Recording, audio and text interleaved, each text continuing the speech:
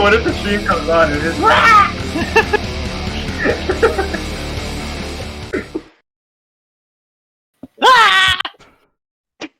Hey guys, I think I got it.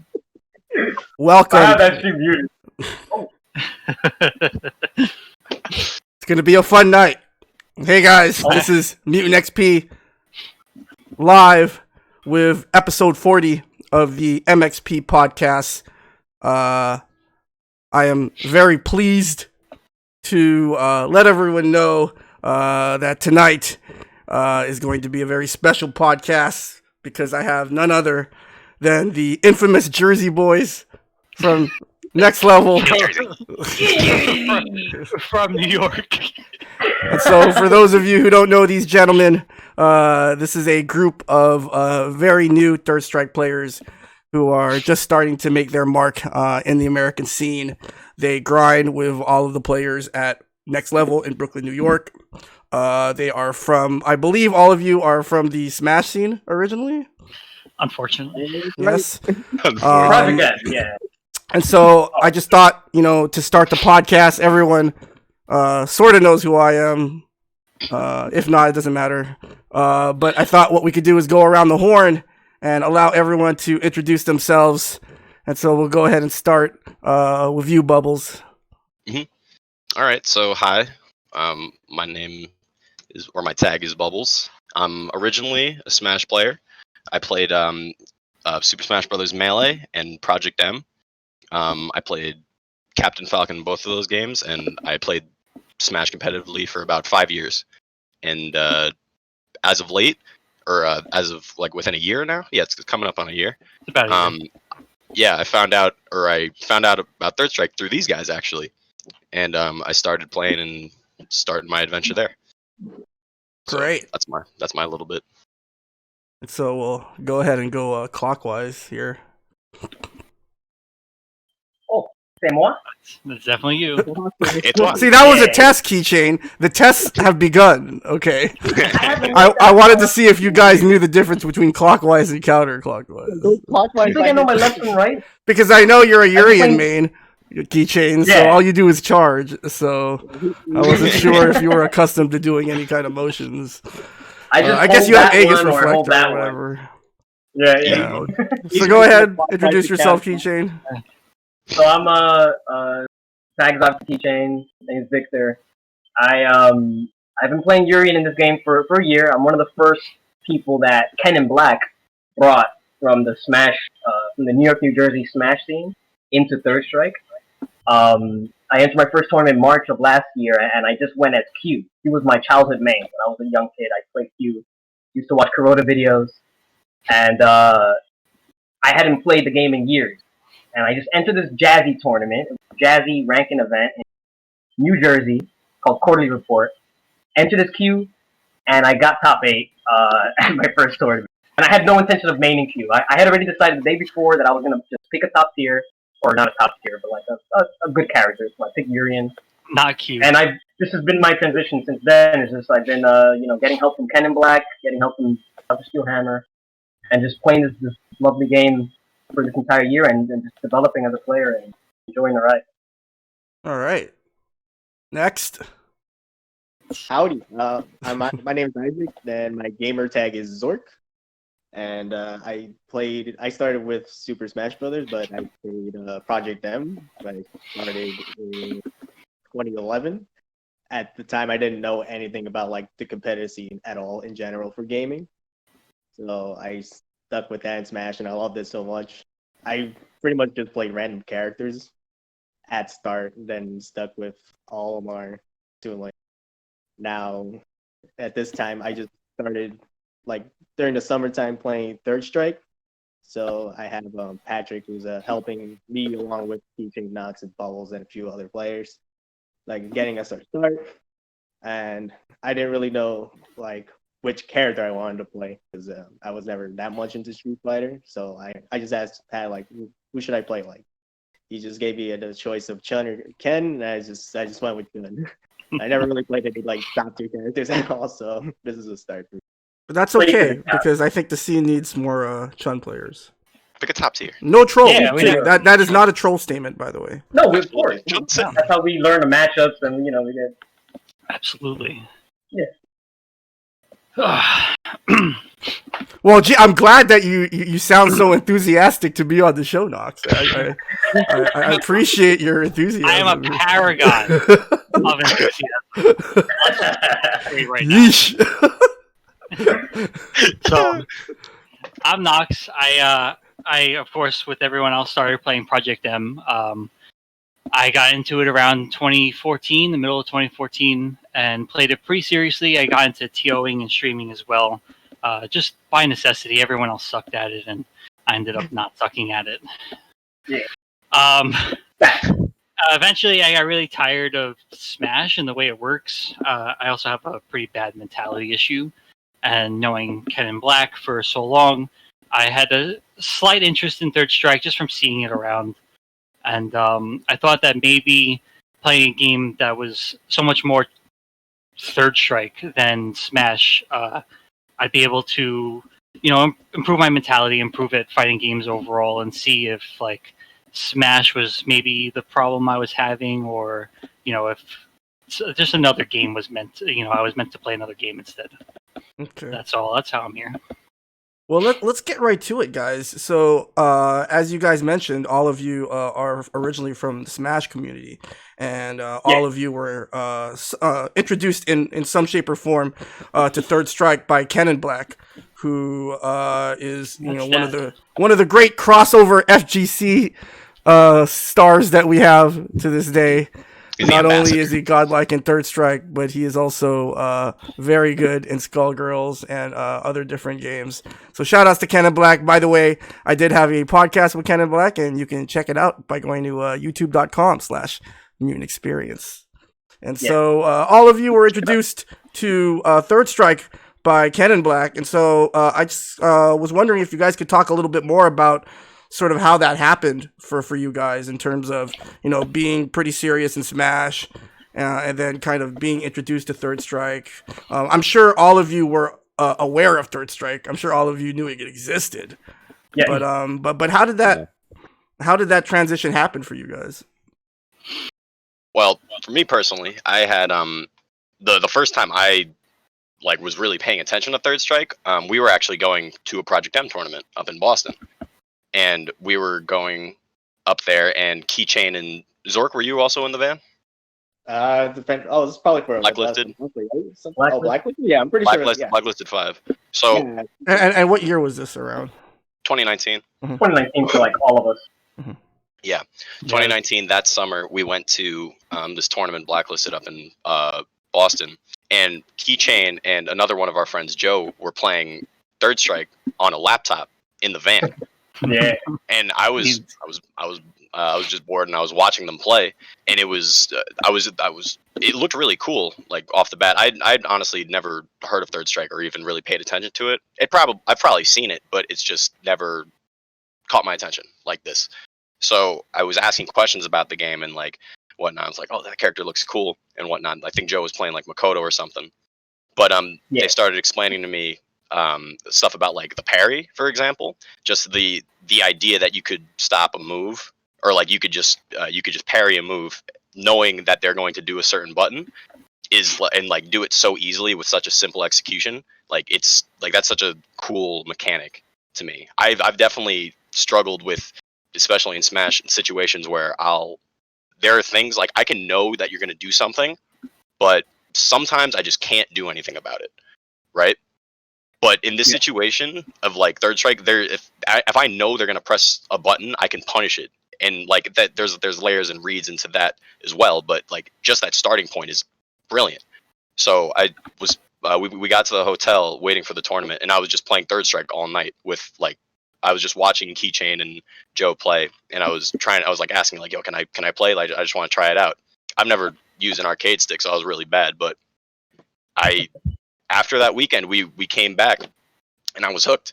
And I ended up staying at Knox's house overnight. I had to go home. I had class the next day, I had work the next day, and I called out.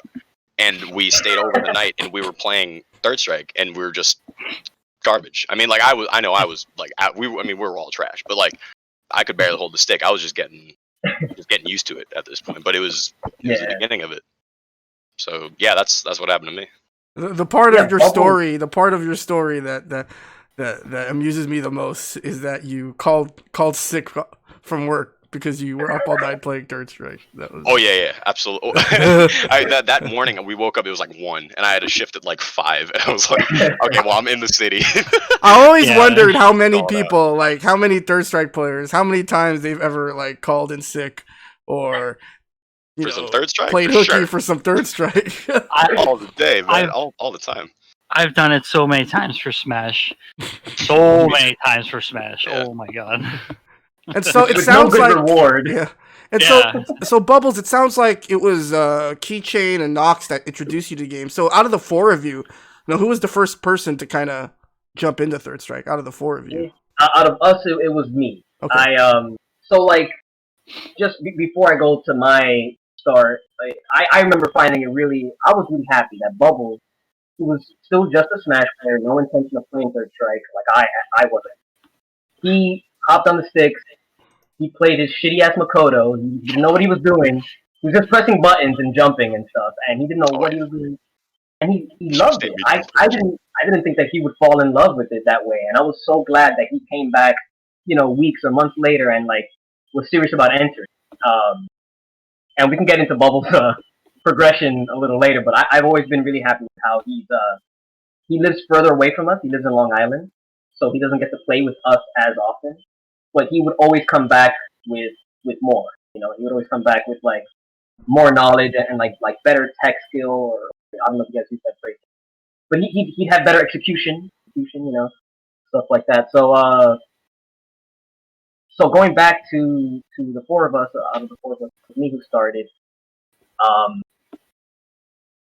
I was playing Project M and Melee, right? Project M I started in 2014, around the same time as Nox, and never really set much goals for myself. I played a shitty character called King DDD, and I wanted to be one of the best in New York. Well, I didn't even want to be the best in the country. I just wanted to be the best in New York. And I didn't even have much competition, so I just very low goals and low standards, and it showed. I had some nice results over the years, but nothing spectacular, and I never wanted anything spectacular. Moved on to Melee, and same thing. Just never really set myself to practice or to get good until the very beginning of 2019, when I decided I was done with being ass. What's the language thing on this podcast? Whatever you want, man. As long as we avoid any racial epithets or offending any groups. But those are my favorite words. But I mean, I'll hold off for the podcast. Keep them out of the repertoire. No, so I was garbage for a very long time by my standards. I knew that I wasn't applying myself until 2019. I decided to finally step it up and apply myself in Melee. And then there's a tournament in Jersey, the same tournament, Quarterly Report. They had Melee there. So I went with the intention of playing Melee and doing the best I'd ever done. I did, in fact, meet that goal. I made it out of, like, pools in a very hard pool. I beat some like, good Melee players. I had a close set with a really good Melee player. But Pat was there running Third Strike as well. I was broke, but I used, like, the little bit of money I had to enter the bracket. And that was where I entered with Q, and I personally played the game as a child, and I wasn't aware of the fact that people were still playing the game, Is the tournament that you're referring to the first Jazzy Circuit event? It was Quarterly Report, number 5, I believe. Was it a Jazzy Circuit event, or? It was a Jazzy ranking event, yes. So it was the first one that I went to. I was there. Yes, you were there. Okay. So, I remember that event. Definitely. It was at a church. It was at the church, So for those of you who don't know, first of all, shout-outs to the Quarterly Report guys. Yes. They're doing really great work. And so, back during Season 1, Jazzy Circuit teamed up with Quarterly Report to run a ranking event during Season 1. And it turned out to be a great event.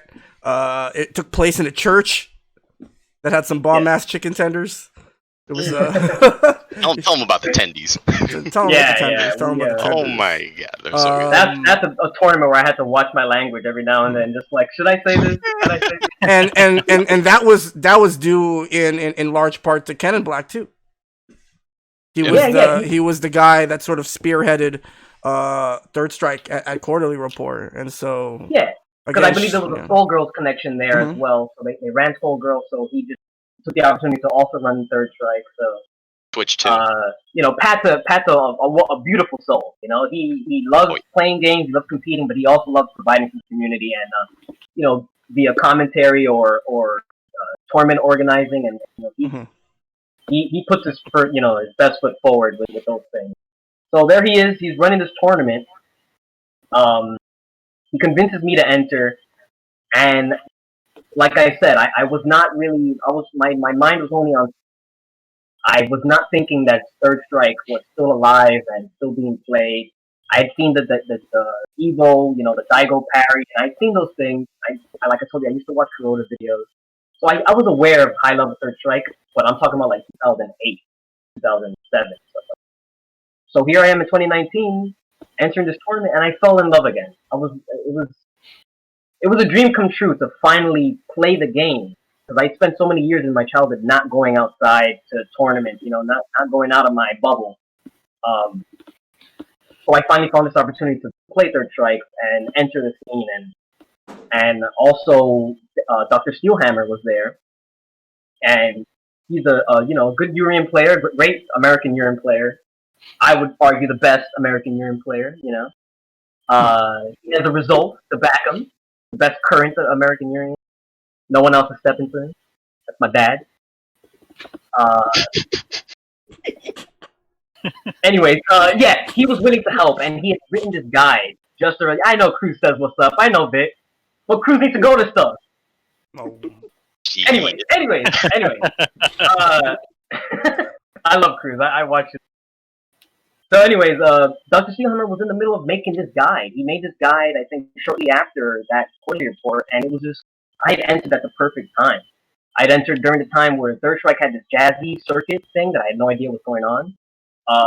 This American Urian player who can read and write was making a guide, and what do you wait a minute? Okay, Keychain. What? Okay, I've remained silent enough. Is anything wrong here?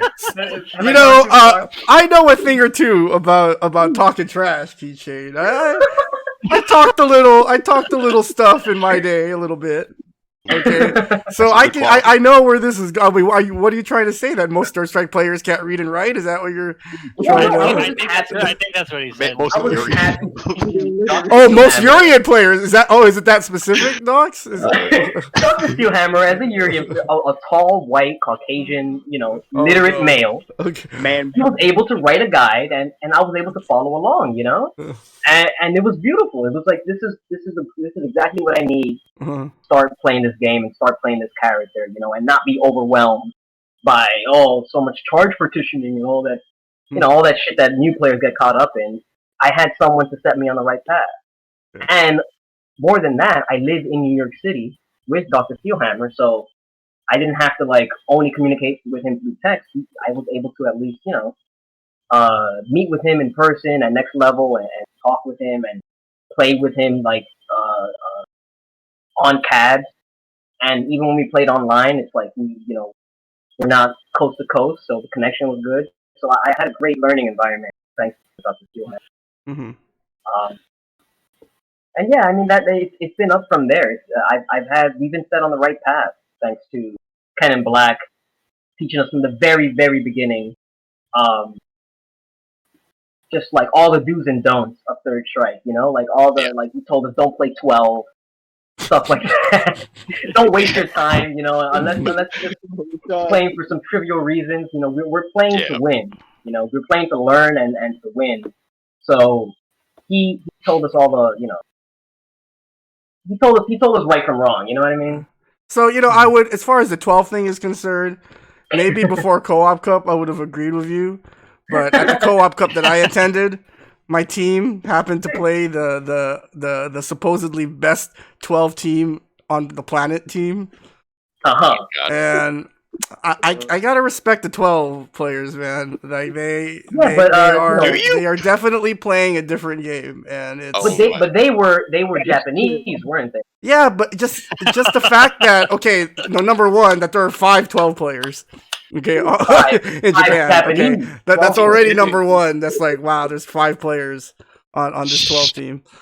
Oh my god. And then number two, just seeing them, how excited they were about losing. Like they would lose and they would be upset. Like, I mean, obviously they're competitive guys, but like they seemed really excited. Like they're like, I don't know. I mean, obviously I don't understand Japanese, but it seemed like maybe like they were like, oh, maybe they found out some tech or they found out some things. But like even through a loss, like I was like, you know, That's impressive. Yeah. And one of the 12 players was wearing a 12 shirt that I designed. Oh, wait a minute. That's sick. So I can't hate on 12 players anymore, guys. I'm sorry. They bought the merch. They're in my feelings now, right? As you kids say. Right. You know, like my name is Victor Hernandez, not Victor Yamazaki. So I can't play 12. I'm not gonna play 12. I'm not gonna do well with 12. You know what I mean? Yeah. So Pat teaching us, New York and New Jersey folk. He's not gonna tell us to go down that wrong path. Yeah. But what I do say though is when you're starting out, it's probably a good idea not to pick up 12. Too different. Yeah. That sounds right. That's how you hate the game immediately. Mm-hmm. So how did you guys? They wanted me to say Victor. So how did you guys, like, how did the 4 of you sort of become like this kind of unit, without getting in too much into personal, things, but like how did it just happen to be the 4 of you just forming we this sold drugs sort in of the same corner. Yeah, So we more were or less. already familiar. Mm-hmm. It was right there, right next to Nebulous Gaming. Yeah. That corner. Yeah, the Ridge Street, 145 Ridge Street. Ridge Street, Stanton. Swinging rock. So we all played Smash together, and and Pat entered a tournament in 2016 called Guts. Yeah, Guts. Oh, was it Guts? Yeah, Guts. Yeah, it was 4. Guts. Yeah, it was Guts. Yeah, and the guy who drove us, Switch, who drove us to that tournament, he was in the same pool as Pat, as Pen and Black, and they found out they lived like 30 minutes from each other in Jersey. So they hit it off. There were 2 white guys with long hair, so they hit it off real well. Fucking and yeah. And then Pat's just been in our circle ever since. Doesn't really, he never really pursued Smash that hard. He tried, and since he was really good at Skullgirls, he has a great fighting game foundation. He was able to hang, but he didn't really, it's Smash. He didn't really give a fuck. And how much influence did Ken and Black have on your decision to main your characters? Was it him just kind of saying, hey, I think maybe this character would be good for you, or did he kind of just let you choose a little bit of both? Was it different for everybody? I was already ready to play Makoto. Mm-hmm. I don't know exactly why. I can't even tell you what clip I had seen of her, but I had seen something and I was just like, that was sick. And when I had told Pat early before we started playing that I was thinking about playing, and he asked me who I would play, and I told him Makoto, and more than one light bulb went off in his head. He was like, that's the most Nox character I could think of. And it turned out it's true. Like, I'm one of those players that needs to play, like the hybrid grapplers and all that nonsense. So it was definitely a match made in heaven. I've never loved playing a character so much as I love Makoto. Mm-hmm. Bubbles should go because Bubbles had Oh yeah, so he jumped from character to character more than yeah, I did at the beginning. I was looking at Makoto because I had said I was trying Makoto at the beginning. Makoto. Remember what I told all y'all when I first met you guys? I said, what did I say? All of you should learn who. Makoto. Yeah, just I wanted all four of these guys we reference to just this all the main time. Makoto so that Yep. New York players would never lose to Makoto. Yep. We reference that all the time. Like we Yeah. I keep every time someone talks about Makoto that isn't me or Pat, Yeah. I say that the prophecy is coming true. Like it's just Yeah, right. we know Isaac was practicing SA2 for a while just because. Yeah. Victor's no reason. Yeah. Keychain's Makoto might be better than mine. I don't know. There's some wild shit going on. Right. I mess around with her on the side too. She's super fun. She's Her sick. combos feel so great. Seriously, Oh my God, if she's so every new sick. Third Strike player in America decided to, if there was a way where I could make every new Third Strike player pick up either Chun-Li or Makoto, I would do it. I would cast that spell. Women privilege. See if top tiers. See if top tier women. That's what we like. Less 10 players, the better. Right. That's So a fact. continue, Nox. Sorry, I just wanted to throw that in there. Oh no, I'm done. Oh, It's Bubbles. yeah, Bubbles. Yeah, Yeah, Bubbles. You were talking about your character. Right, yeah, so I was starting with Makoto at first, and I was having a lot of trouble. Just her walk speed is abysmal, right? And it wasn't the way I had really envisioned playing Street Fighter in my head. I had never really even thought I would be playing Street Fighter, but when I had gotten into it, I didn't expect to be, or at least feel so, like, not limited, but like, it's just like, when you're starting out and you don't know how to use an arcade stick, and you're trying to dash, and dashing is hard for you, you can't play Makoto. Oh yeah, that's another thing I definitely, and I only mention this now, and I don't want to interrupt you, Bubbles, but I might forget to mention it later. But real quickly, can you guys comment on sort of the transition in terms of controllers? Because obviously you guys are from a Smash background, so I can only assume you guys used your pads. Yeah, that's been a big thing for Nox, I believe. I think it's affected Nox the most. I personally, I'm kind of an 09er, so like when Street Fighter 4 came out, I had already, my brother's we got a Hori, like a full caliber one, so I was used to stickers. So by the time 2019 came, all I had to do was remember how to play. I didn't have to remember how to like play on stick. It came natural. I spent the entire first month, which was May, so it's probably been almost exactly a year that I have been looking at Third Strike and like attempting to play it. Yeah, I spent the entire month of May learning how to use a stick, and it turns out that for the entire first 3 weeks of it, I was holding the lever wrong. So I had to relearn how to use the stick again right after for about a good week or so. And even now, my execution is shaky at best. I could probably practice a little bit more, but it's still like, it hasn't been like a rough transition so much as that I'm just still not very used to it. There are some times where when I sit down, even when I would sit down next level at the cab, where my hands are like, what are we doing? They just feel they don't feel like lost in that I'm missing anything, but they just feel confused as to why we're even using this tool. It's a really weird feeling that I'll get over eventually, obviously. But I think that's a great point that you make. That's a great point you make, Nox, because something that us older players take for granted is, and you can almost just kind of tell, right? Certain players, when they sit down, it's like, that's what we do. Like, that's what we do. That's how it comes so naturally, because a lot of us grew up in that arcade era. And it's different for you newer players. So just the mere act of sitting down and getting acclimated in that particular setting, you still have to kind of get over that strange feeling like, oh, okay, these are the controls for this machine. This is how I'm going to play this game, as opposed to just kind of sitting down and going, yeah. I almost have that same problem, Spinnerism, as an artist myself. I'm a righty, obviously. Or not obviously, but I'm a righty. So, like, I'm used to moving most of my whole right arm to drag my pen across the screen and such. But as using the stick with my left hand, I kind of do the same thing where I have these almost full arm jerky motions when I'm doing my my circle motions. Yeah. Spinnerism asked right now. He asked, "What side do we prefer?" I want to ask him also, like, how long have you been playing? I don't know if that's a question that a beginner like asks, because I'm personally, I've been playing a while and I don't have a side preference, but maybe newer players do. Do any of you guys here have like a side preference? Like, no. Player When 2, I- just because I play Ryu. That's fair. Oh, and why is that? Why do I play Ryu? No, no. Why player 2 as a Ryu? That's a good question as well. Because because player 2 starts on Ryu, and I can just mash it. Oh, yeah. You just fucking press your button. That's I'm a what your lazy stoner. generation is about. Working smarter, not harder. You know. Absolutely.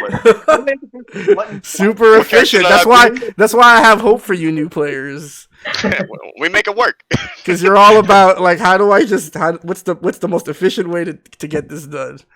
Oh, yeah. Speaking of efficiency, Zork, you are the Chun main in this group, and so we all know the kind of perception, right, that many players, both inside and outside the Third Strike community, have about Chun-Li as a character. And the effects that her presence in the game has on the scene. So I was just curious. I wanted to ask you, how has been the experience of learning the game with arguably the best character in the game been for a new player like you? Okay, maybe I still have to set this back to playing Smash because I put myself as. That's fine, man. Set the stage. Give us the background.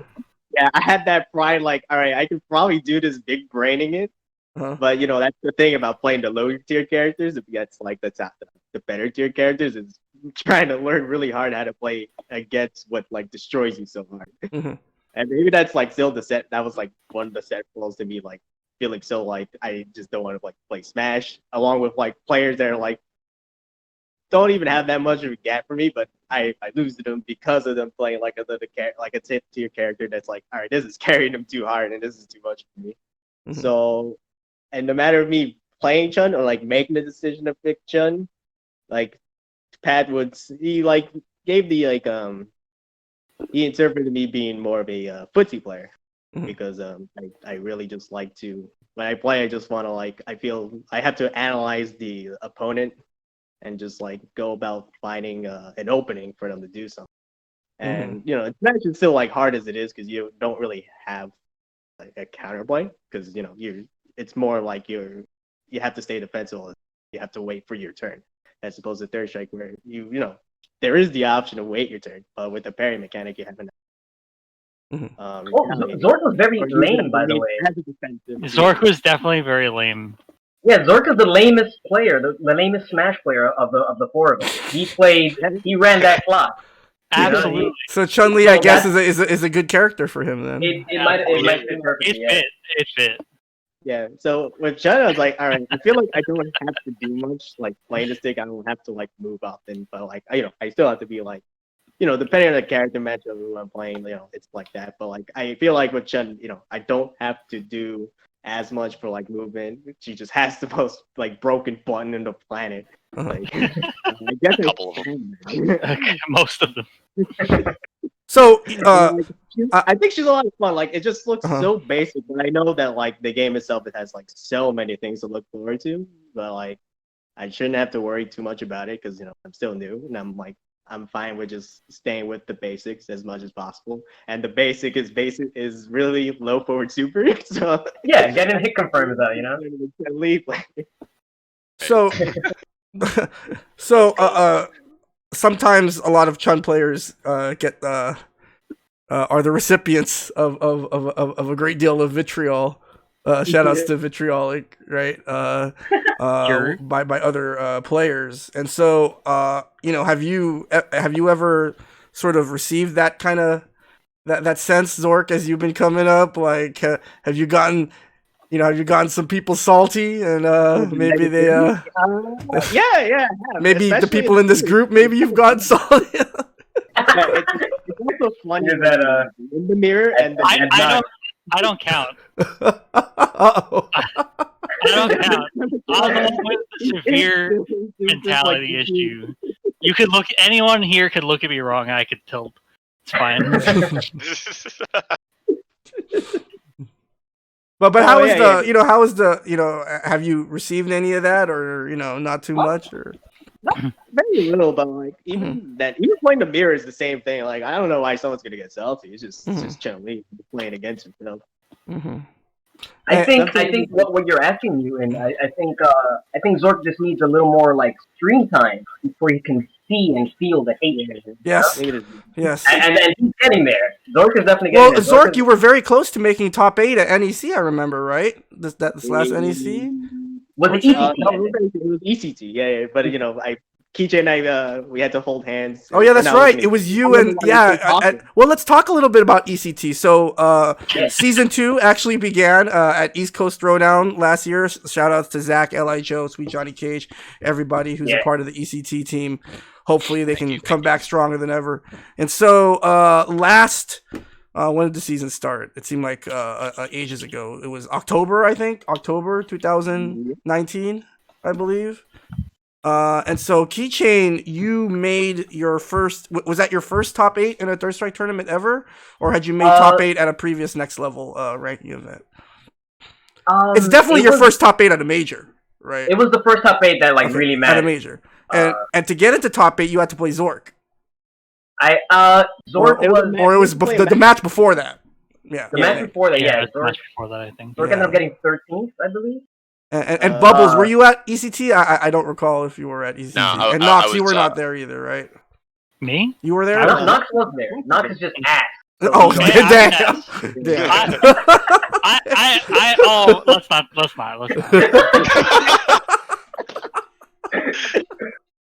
It's fine. Don't you worry. I think Nox's story. Team of the year. So as a group, right? So obviously you guys play as a group, you guys grind as a group, you guys practice. But when you go to a tournament, it's every player for themselves. And so, how do you guys sort of handle that dynamic there? Like, what are your all, sort of philosophy as far as, obviously being being a team, trying to make each other better, but. Yeah, I would say get your mind out of the gutter, Shinebox. I would say I personally, like, from what I've seen, learning games, learning competitively and having teachers and stuff like that. I don't believe in holding back in any way. I don't believe in sandbagging or anything like that. So when I bump into Nox or Bubbles or Zork, and we're all in, we all have different strengths and weaknesses, and there's gaps in skill set or in achievements so far. Obviously, the goal is for us to meet. So I don't hold back. They don't hold back. Obviously, they're not like, oh, I don't want to beat Keychain because he might have a better shot at the next opponent. There's none of that. It's just all, we're trying to put each other in the body bag when it's racket. Yeah, fuck you. I'm trying to beat that ass. I'm trying to beat everyone. It's all hatred in the moment, and then afterwards it's GG. Yeah, when one of us are playing, if I'm around, like, I try to at least be there. Say something between rounds or whatever, that kind of thing. Oh, support. Mutant, is that what you meant? Also, like support? Yeah, I mean, just in general, how do you guys approach sort of practicing as a team and then going out to these tournaments, which are obviously a singles competition? And how does that, how do you guys approach that? So yeah, that's included too in terms of coaching and stuff. Yeah, no, I know Bubbles for sure. When I do something sick, and even if I don't do something sick, if it's sick to him, he'll let me know, and that's always appreciated, and it's vice versa. I don't know, Bubbles, how do you feel about? Just about in competing in general, I've played all of you guys, and I'm actually maybe not you, Keychain, in Smash tournaments. So these guys are just other competitors to me, especially when it gets into that tournament. True like as well. we grind, as hard as we can together because we provide that good learning environment, and then we can bring it to tournament. If we have to play each other, we're gonna definitely bring it our all, because I've never tried to sandbag against any of these guys in any game, because they wouldn't do that to me, and they wouldn't want that. No. Right? Exactly. I'd be really upset at you. If I beat you in a set in Smash like 2 years ago, 3 years ago, I would have been like, "There's no way." I could have won like very convincingly, and I would have been upset at you because like I would have known. Dude, you took a game one time, and I told you remember. like, that game. You like that was pretty good, and then you said like you played like shit. I was like, okay, you did, well, and then you force knocked me. Yeah, I bodied you the third game. Like Yeah, that sucked. The way God intended. Yeah. It was the wrong time to come up to you and give you the compliment. So That's all. Fucking. Oh man. So Do you guys know about? Sorry, go on. No, go ahead. You want to add anything to that or? Nothing too relevant. It's fine. I can bring it up later. Okay. So before we take our first break, take us into like a typical like session with the Jersey boys. like what is like like take us into like a let us feel it. Like what is it like to be at a typical Jersey boys Third Strike grind session? Keychain, you little bitch. Whether it's at next level, whether that's at next level or Knox's basement or whatever. Yeah, Knox basement is generally where Jersey boy sessions happen. They're usually here. They definitely start with me opening the door and saying "Keychain, you little bitch." That's like that's just how it is. That's the greeting. Yep, that's just get ragged on. Yeah, it's the July 17th energy right there. Yeah. Actual cancer, you know? Yeah, actual cancer. They usually start with everything going fine, and then someone gets a nice meaty read on me, and then I leave the Discord. Yeah. So like the sessions, obviously, like we go to next level. Knox is very close to next level, so we're at his house to both to right over there, right? To like learn to play each other and practice, but then also because it's a very easy way to get from his place to next level. It's also in Brooklyn. I'm like 15 minutes away at most. Exactly. So the sessions themselves, it's they could be pretty lax. So we're trying things. We try to have sessions where we don't play to win. Yeah, we're playing to learn, because when we go to the next level and we pay Henry the $10, that's where we're going to be trying our best.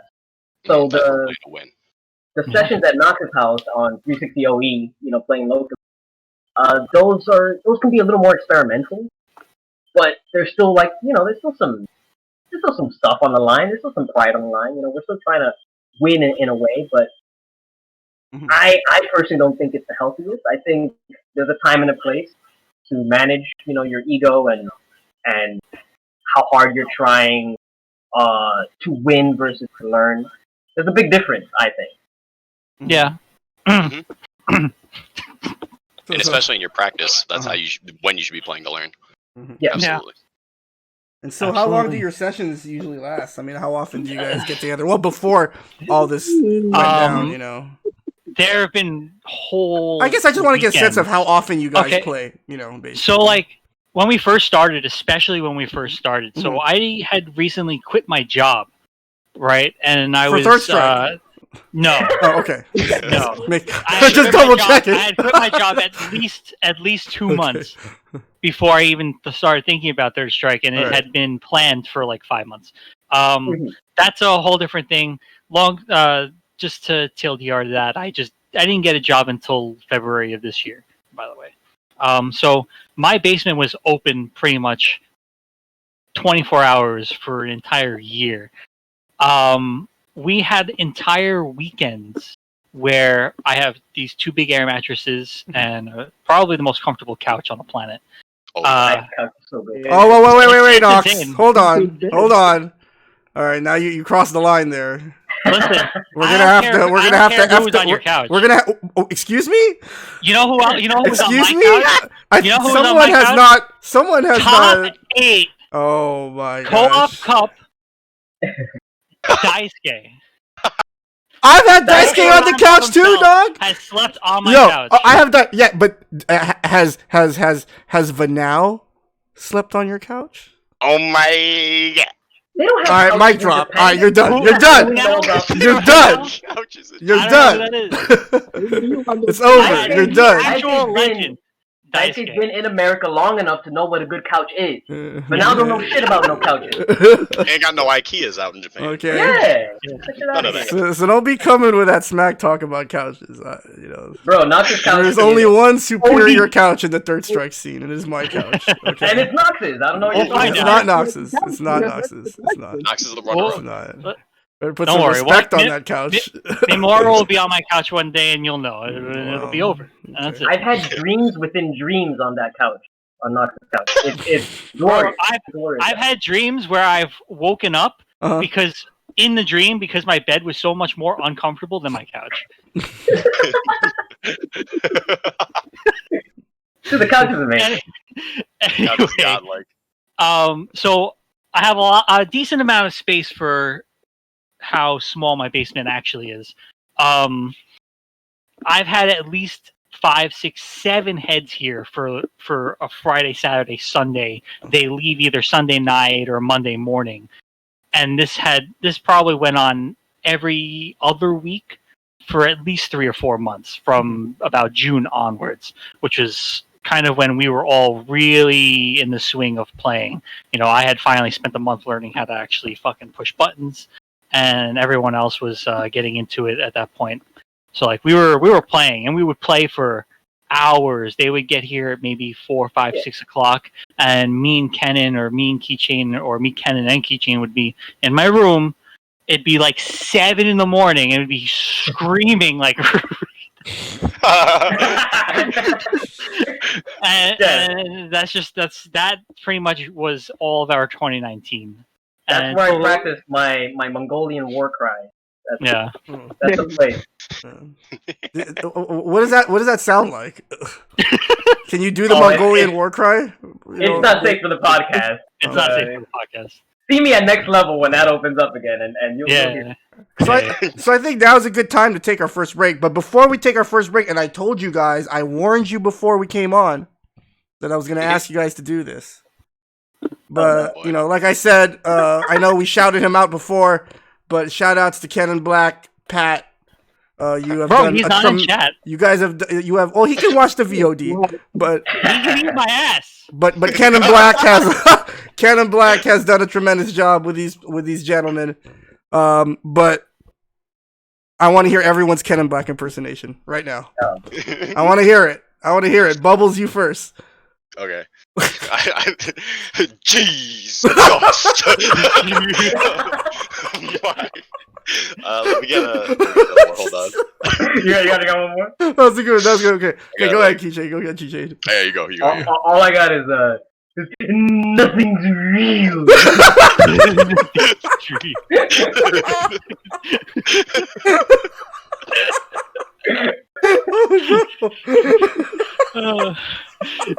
Steven is my demon. Oh, right. Wait, Zork has one. What did you say, Zork? Moisture in an oyster. Oh my goodness! Again, shout outs to Kenan Black. That is Kenan Black. Kenan You Black. know, again, Kenan you know, heart of gold, one of the few in the FGC that has one. And so again, he's done a tremendous job running Third Strike in New York and raising these guys. And so shout outs to Kenan Black. We're gonna go ahead and take our first break, but when we come back, guys, we're gonna talk a little bit about, you know, sort of your interaction with some of the older players and some of the established players in the scene. And so don't go anywhere, guys. More Mutant XPerience. We'll be back in a couple minutes. Stay tuned.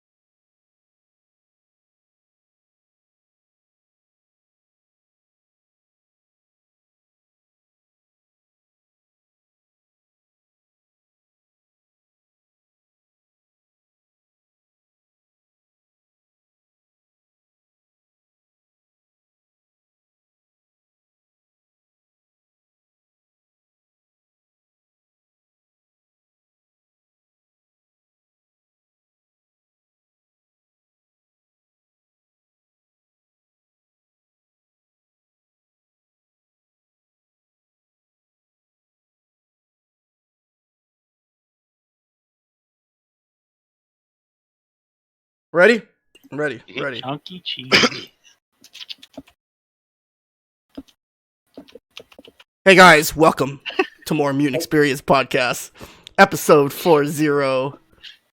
My special guests, the Jersey Boys, Bubbles, Keychain, Knox, and Zork, also known affectionately as Kennan's kids.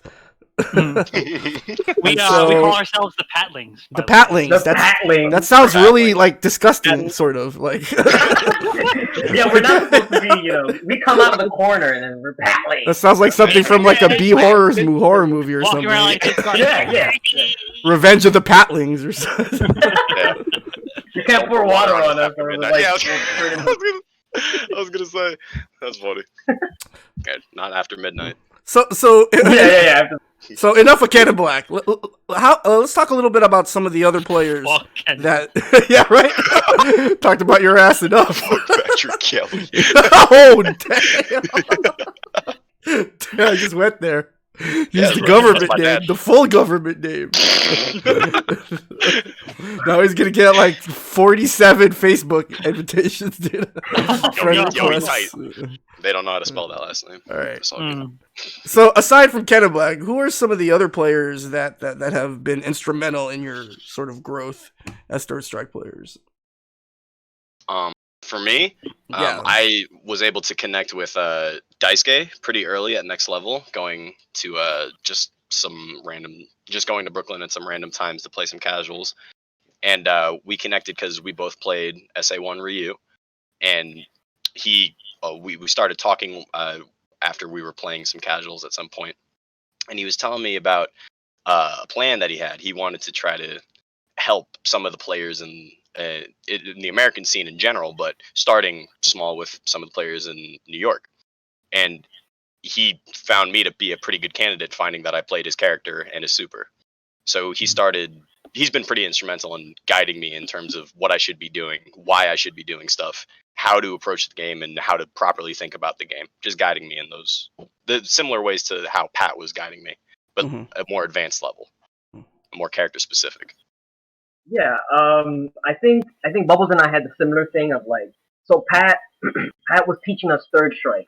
Pat was, he taught us Third Strike from the ground up, right? But then there comes a point where we might need help, like a character. And so Bubbles had Daisuke. That came very much in handy where Daisuke was able to help Bubbles direct, with the same character and stuff. I had Dr. Steelhammer. I mentioned that. But just in terms of other stuff. So you said outside of Ken and Black, right? Dr. Steelhammer's been very helpful for me, and that could probably I could get more into that in a minute. But outside of that, just a lot of the New York great players have been very helpful. Nika KO, right? He streams, and he's always willing to answer questions on his stream, and he doesn't come out to next level so much, but he's always willing to help. You yourself, Mutant, you've told me little tidbits, there was a match. I think I played Pat. Pat was on the other cab, right? Playing Dudley. I hopped on. I got washed, and then you hopped on as Urian, and you did very well. I think you beat him that game, but you were winning most of the games. I think as Urian, because you're Urian, and you told me you didn't tell me anything specific. You told me like that I was too far away. I was playing too far away, and you told me to get my feet wet. You said you gotta get your feet wet. That stuck with me, and that kind of, I think of that when I want to engage in neutral and try not to like give up too much space or like stay in the proper zones instead of hanging back. Where I need to build meter, of course, but I also can't just like stay too far away. I don't know. Maybe I'm rambling, but Matt, hold that. He's just such a warm figure. Hold that.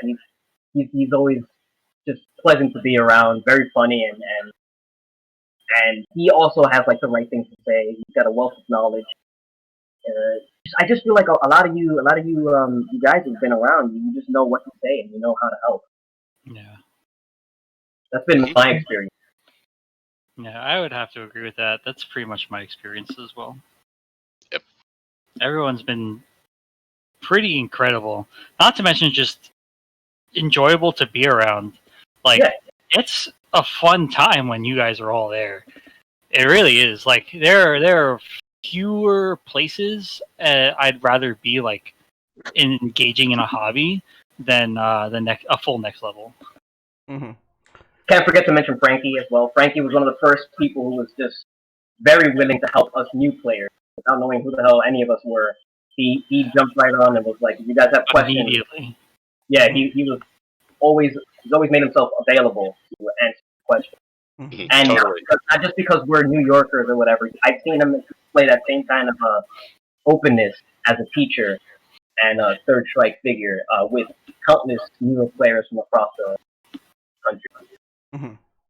Just to add on to that praise to Frankie again, Frankie, I definitely fell in love with his content on the Feetwork 101 channel, which everyone should check out on YouTube. But definitely just putting out fantastic content, very good analysis, easy to break down and easy to follow, but also highlighting the sick points of Third Strike, making it really enjoyable and understand making it really enjoyable to understand parts of the game, Mm-hmm. and him highlighting stuff like that would just always made it great. And I've chatted with him a little bit in person at Next Level. Seems like a great guy, and seems like he's down to cultivate a good community. But Very smart. A lot of you guys are smart, and that's the key, I think. When the players who are good at the game are smart, it helps. It helps a lot. It also helps that the game itself is not. It's not some weird puzzle, you know. Third Strike is not some crazy. Like I guess it might be a little different from other fighting games, but we don't really know that. Our scope, our knowledge of Street Fighter is kind of limited to Third Strike. I know a little bit about other games, but for the majority of us, you know, we came from Smash and we went straight to Third Strike. We didn't have any like Alpha 2 or ST or like CVS 2 or whatever. Like we went straight to Third Strike, and that's what we know. Mm-hmm. And because of that, the game itself, it's not some wild game that's hard to figure out. It's not a head scratch. So when the top player tells us some piece of advice, it usually clicks right away. As opposed to Smash, where there's so much open-ended things, there's so much misinformation. There's players who get by, who do well. They don't even know what they're doing. They don't know all of what they're not. Can't explain it. Yeah, That's the worst. You know, I was debating. Best players cannot explain the game to me at all. I have been like taught by both of them. They could not explain anything to me. So since you guys brought it up, I was actually really debating sort of whether or not I wanted to kind of bring it up in this way. But you guys kind of already brought it up. You know, what are some of the differences between trying to learn Smash? I mean, obviously there are different Smash games, but there are some common principles that apply in throughout the series. But you know, what are some of the differences between learning Smash and learning Third Strike so far that you've noticed? Well, we can start with the very simple one that people might actually not realize is you can actually sit in training mode in Third Strike and any other fighting game and improve, whereas Smash's training mode might as well not really exist.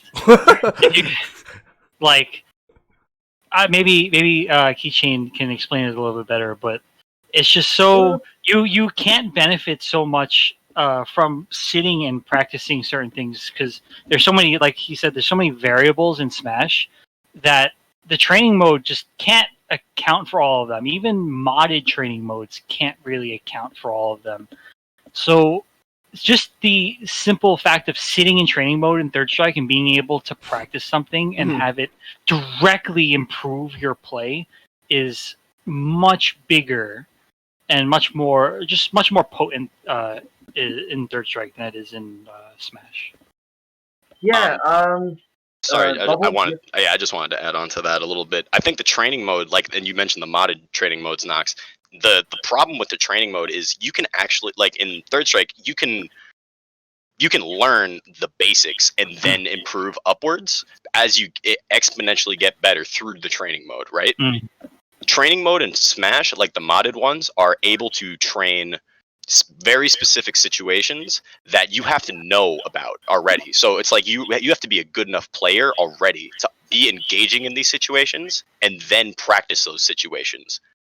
But Keychain said, like the game is there's so many different variables in the game. It's more of a flow game, honestly, where it's not necessarily like there's a decent amount of characters that can do like set play and whatnot, but there's so many different factors in the game that just constantly change how you have to do things. Things aren't at all black and white in Smash. In like Street Fighter, or like the way Street Fighter be, even Third Strike. Yeah, so what that leads to is what happens in Smash is that there's a whole lot of losing to some weird thing. You know, you're losing to some strange thing that hasn't happened before and probably won't happen much again. You're losing to some weird character that you're not familiar with because of whatever reasons, right? You're losing to strange things that you sometimes can't really account for. Whereas in Street Fighter, you know, Street Fighter 3, you're usually losing to the player. If you're new, you're gonna lose to Hugo because you don't know how to deal with him. You're gonna lose to like, you know, Remy because you don't know how to deal with the projectiles. You're gonna lose to certain things like that because of players or situations. But you're gonna learn how to deal with that, and then it'll be a player versus player thing. And so you get to know more or less what you need to work on with the Third Strike, in my opinion. And so that's why it teaches you. So would it be safe to say what you guys are saying is Smash is random? Random? Like Smash is random? Yep. Yeah. Which is interesting because the Street Fighter that you guys happen to gravitate towards is Third Strike, which people in the past have criticized to be one of the most random, if not the most random Street Fighter in history. Yeah, and That's history. because they clearly don't know how to play the game. Yeah, no. Like when I look into the history of Third Strike, I see that there's a lot of those people who were coming from the games before Third Strike and just weren't ready for Third Strike, and it seemed like there was a lot of misconceptions. And it seems like things have cleared up since then. Wouldn't you say? Have people's perceptions cleared up outside of like James Chen, who's still very he's apparently got a very strong opinion of Third Strike still, and there's that video that came out with Nuki explaining why Daigo hates Third Strike, although it was clickbait, it was mostly clickbait. Super bait. Yeah, it's interesting that you talk about that, Keychain, because you know one of the things that I wanted to talk about next is as new players, you know, how important is it for you guys to be able to you know get a sense of the history of a scene, because obviously from my position no one cared about that because you know we were the history, you know what I'm saying, right? Like we didn't really think about that at the time, but as the FGC is getting older, it seems as though more and more new players are taking an interest in the history of the FGC. I would hope so. Yeah. And so, you know, it's interesting that you mentioned that because, you know, I want to kind of take this time, you know, for anybody who's watching, you know, if you were a part of that era, you know, if you came up during the FGC in the 90s and the early 2000s, and you've ever felt the need to share your stories or to, you know, let people know, you know, what your experiences were, do it. You know what I mean? Do it. And you know, if you're able to, and you have a desire to do it. Do what I'm doing. You know, start your own podcast, start your own show, tell your stories. You know, if you're not comfortable with, you know, the logistical side of things in terms of technology and running a stream, there are so many members of the Third Strike scene that might be willing to help you. You know, people that might be willing to help in a project like that. Get the conversation started, right? Because I think the main problem is that that the OGs who have things to say, they just assume that no one cares, no one wants to hear it. But as a new player myself, and new I say relatively, I've been playing a year now. I think that's new compared to you guys who've got a decade now. You know, we want to hear. we want to hear about these things because it's important. It's just important for so many reasons. You don't want to make the same mistake. You don't want to think. Well, I mean, this doesn't just apply to the Third Strike scene. It applies to the entire FGC. Sure, exactly. You know, I think So, especially now, right, where many of us are still locked down. Yeah. Yeah, So I would love to hear more people tell their stories about the FGC. perfect time. I really Mhm. definitely would. But as far as kind of going back to my original question, I mean, like, how curious were you guys when you first started playing the game? Like, hey, like, so the game's kind of 20 years old already. Like, what were you guys? Were you guys at all interested in kind of? Okay, so exactly how did the scene come up and stuff like that? I did a little bit of digging. Uh-huh. Right? I feel like everybody here probably did a little bit of digging in terms of like a little bit of research, but like I never got super duper into it. I would love to know and like, hear the stories and whatnot, because who doesn't like that? The history of that stuff's kind of cool. I like stuff like that personally. But I mean, like a few years ago, remember? I think it was a few years ago where I think Shoryuken was gonna close their forums, right? Like they were gonna just delete their forums or something, or there was some question as to whether or not there was gonna be a backup or something. That would be devastating. But, that would be devastating. It would. Those are just one of the very few primary texts that we have with regards to trying to assemble some sort of history of the FGC, and for those forums to get deleted, it would have been disastrous. Yeah, it'd be tragic. Yeah, that's terrible. That's and here we have Patricio, right, in the chat. We got Cannon Black. Well, his segment passed already. We were kissing his ass the entire first hour of the podcast, and then he shows up. The question of history and have we looked into it? We have to keep going back to Pat, because Pat is he's always been willing to tell us what he knows. If we're watching a stream and see some players, and we obviously not gonna know who's who. Pat was always there to tell us, oh, this is this player from this state, from this country, from this. He had this upbringing. Pat knows his stuff. Pat was a young kid growing up in the scene, and he had to hear the story. He was new at some point, and so he's been, submersed in this thing for some years now, and he's been able to pass that stuff down to us, what he knows, and then we, the things that he doesn't know, we're also learning ourselves. We're in the information era, right?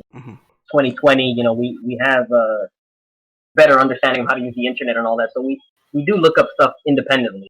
Hey, and then we get to ask him. Yeah, and speaking of the internet, aside from the players that you that are in our scene, because of the internet, you guys are able to interact with Third Strike players from all over the world.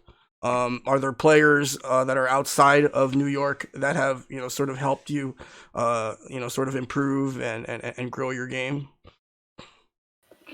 For me, I mean, Bubbles shaking his head. Was Bubbles shaking? No. Damn. Maybe Bubbles needs some more time. I think. I haven't branched out. The only people out of state I've been playing have been Brazilians on Fightcade, and they've taught me nothing. They taught me absolutely nothing. They taught me that I can't block in 120 ms. That's it. That's all I got. But maybe I'll branch. Dude, 120 MS was like decent for me back then. Like when I used to play, I was like, anything under 200, I would play. Okay, that's the dark ages of GGPO and Fight Game. Like anything under 200, that was my personal standard. Okay, as long as it was under 200. Because once I saw that two, it just felt really laggy, extra laggy for me. Well, I felt laggy then. Damn. That brings up another interesting point. We're new players, right? And typically with a game like this, you would expect new players to have a start in online. None of us here started online. We started with the closest things to a local play and just playing in person. We at Nox's place, before we had a 360 set up, we used to play on Fightcade, right? But like locally in each house, right? Then we upgraded to 360, but we were also going to the next level as much as we could. We were playing on Versus City Cats, head-to-head Cats, from the get-go. We didn't have probably the traditional new player experience. You know what I mean? So that kind of brings up something that I was thinking of, just like the challenges that the new blood, the other new blood outside of us four, outside of the Jersey group, the typical new player has some more options than we do. We're pretty lucky that we have people that we know, the friends we have, right? And then, the people we get to talk to, the advice we get is often legit advice. You're gonna get, even I mentioned with Smash, some Smash players they don't know what they're talking about. They just get by with their natural skill and they don't know really the ins and outs. Whereas Third Strike players tend to understand their game because it's not so much of a puzzle. There are still players out there giving shitty advice. It doesn't matter what game you're playing. Oh, you're gonna have players who are good, who are giving ridiculous, I don't know, wild just bad advice. Yeah. I mean, we have some players in our scene who fit the bill, and it's no offense to them. They're trying, right? For them. Their heart is in the right place. Their heart is in the right place. Yeah, I think like, it's safe to say, right, that players like yourselves and younger players that can benefit from a current scene, like for example, the scenes in Texas or in SoCal or in North Carolina. Yes. Obviously, those kind of scenes will definitely benefit as opposed to like what you were talking about, Keychain. Someone who doesn't have a scene, and really their first introduction is online Third Strike, which and this is why I mess with you guys, because you guys are so smart. You guys would think that we planned all this, but we didn't. But that kind of leads me to my my next question, which is like you were saying, guys, your introduction to Third Strike as new players is not the norm anymore. You guys went straight to cab, and that in turn has obviously influenced your perception or perspective on online Third Strike, clearly. And so, the question I have was, it's interesting because you guys are really new players, but none of you stream, right? None of you really, at least stream Third Strike. You guys, obviously you guys play Third Strike, but, it's really not, something that you guys prefer and so forth and so on. So kind of speak to me more on those challenges like you were saying, Keychain, because like you said, like a typical new Third Strike player, their first move is going to be, okay, let me play it online, right? Yeah, and then what is awaiting them? Right? What are they looking forward to here? Number one, right? The fact that there are like 18 different ways to play Third Strike online doesn't help, right? There's a lot, So already the new player feels sort of like, okay, like where do I go? And then it's just a matter of basically, just kind of picking the least of all evils, I guess. Right. Yes, exactly. And then a bunch and this of is just to get the game to run, right? This is just to get the game to run. And then finally, when you're able to get the game run and you're able to actually play a match, then it's like, you know what I mean? There's no gratification after you spend all that time setting the shit up, and then you start the match and you're like, oh, Yeah, this is some bullshit. It's not the game you watch or play. It sucks. It's not. It really isn't at all. So what would you guys say then to like you were saying, Keychain, like a typical new player who can't benefit from a scene, like the one you benefit from?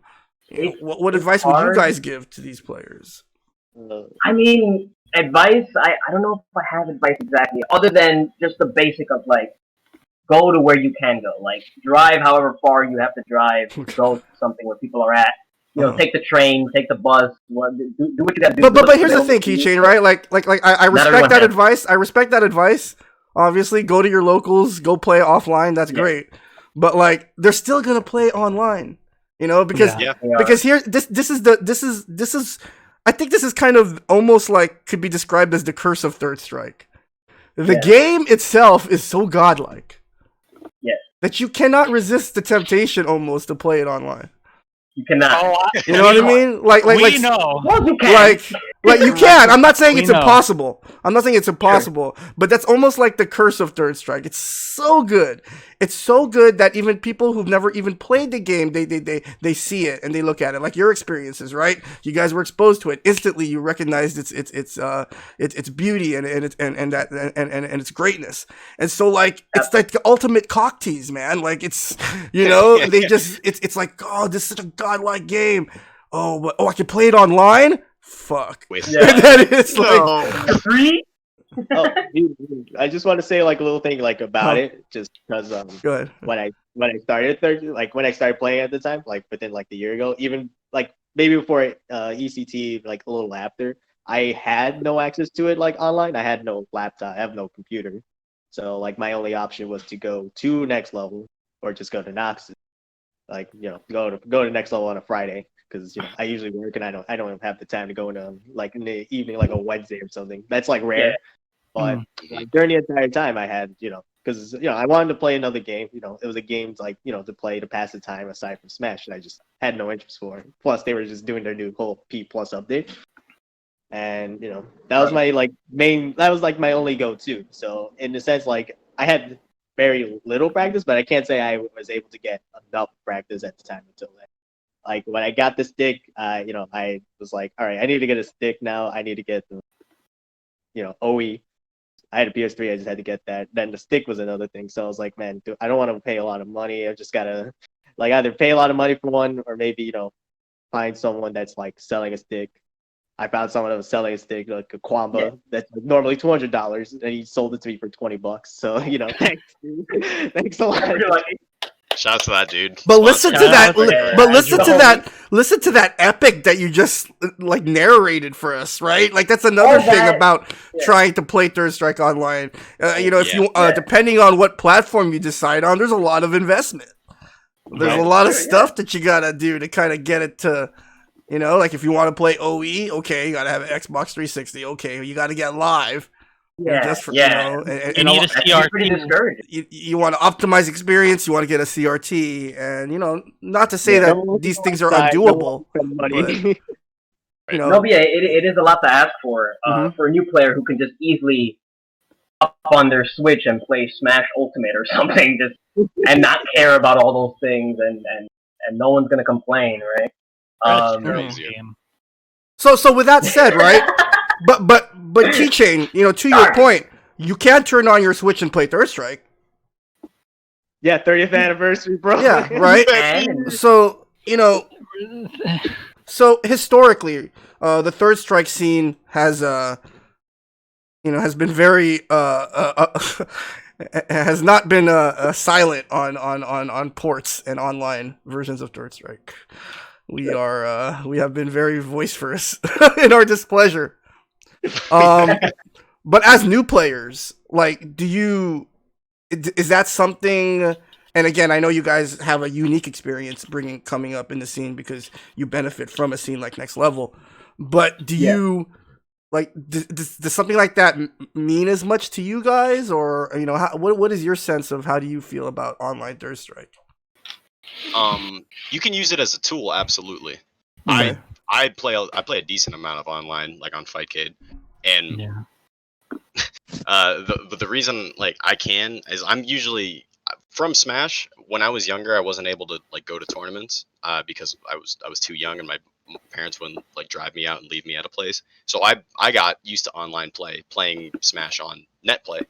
So I'm used to the online play and like understanding like how the lag works in terms of like, and not abusing it too. That's a big one. You have to understand like online play, certain things are just broken because reactions are out of the window, and the game turns into decisions, which are rather than it's kind of like reads, but just like you can't, like in Third Strike you need to hit confirm like a lot of things. You can't do that online that well.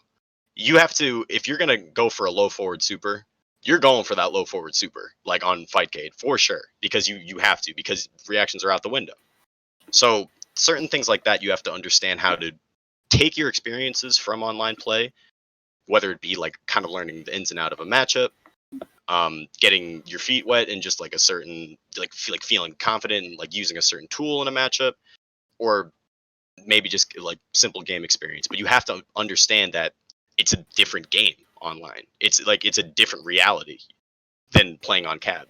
People will bop you with good reactions because they can, because it's such a valuable skill in Third Strike. But in online, it's just out the window, so it doesn't. Things like that you have to be aware of if you're going to play it, and really want to compete on cab at like a competent level. Yeah, that's how I feel about it. think we all agree. Yeah. I think that actually kind of ties into what kind of advice I would have given to anyone that was starting with online, as a newer player and all that, was to understand that you're playing online and to try to use it more as a tool to improve and understand the game rather than to play and try to win and think that this is what you're playing is Third Strike when it's so very not. And then, of course, to try and practice this offline as much as possible.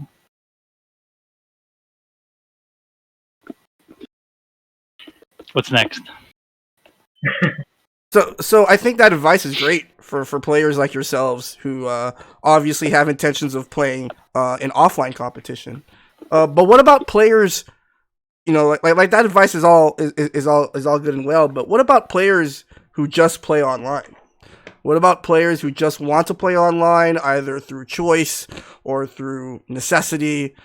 Because obviously there's a significant contingent of people who play exclusively online, regardless of what platform it is. What do you see their kind of sort of role in all this? Are they, are they part of the 3S community? And if so, like, how does that work in terms of, because you guys are saying, oh, let's just use online as a tool, but then there are players that are, really trying to compete online. What would you say to those players? I mean, we leave your house. Want to leave your house. Leave your fucking You want to house. convince them. You want to convince them that their But what if we can't, are, right? Like, we can't leave our houses now. Yeah, No, we've been we playing can. we've been playing on Reggie GPO for the last 2 months. Oh my goodness! Nightmare. Yeah, well, What but we're an settling. experience.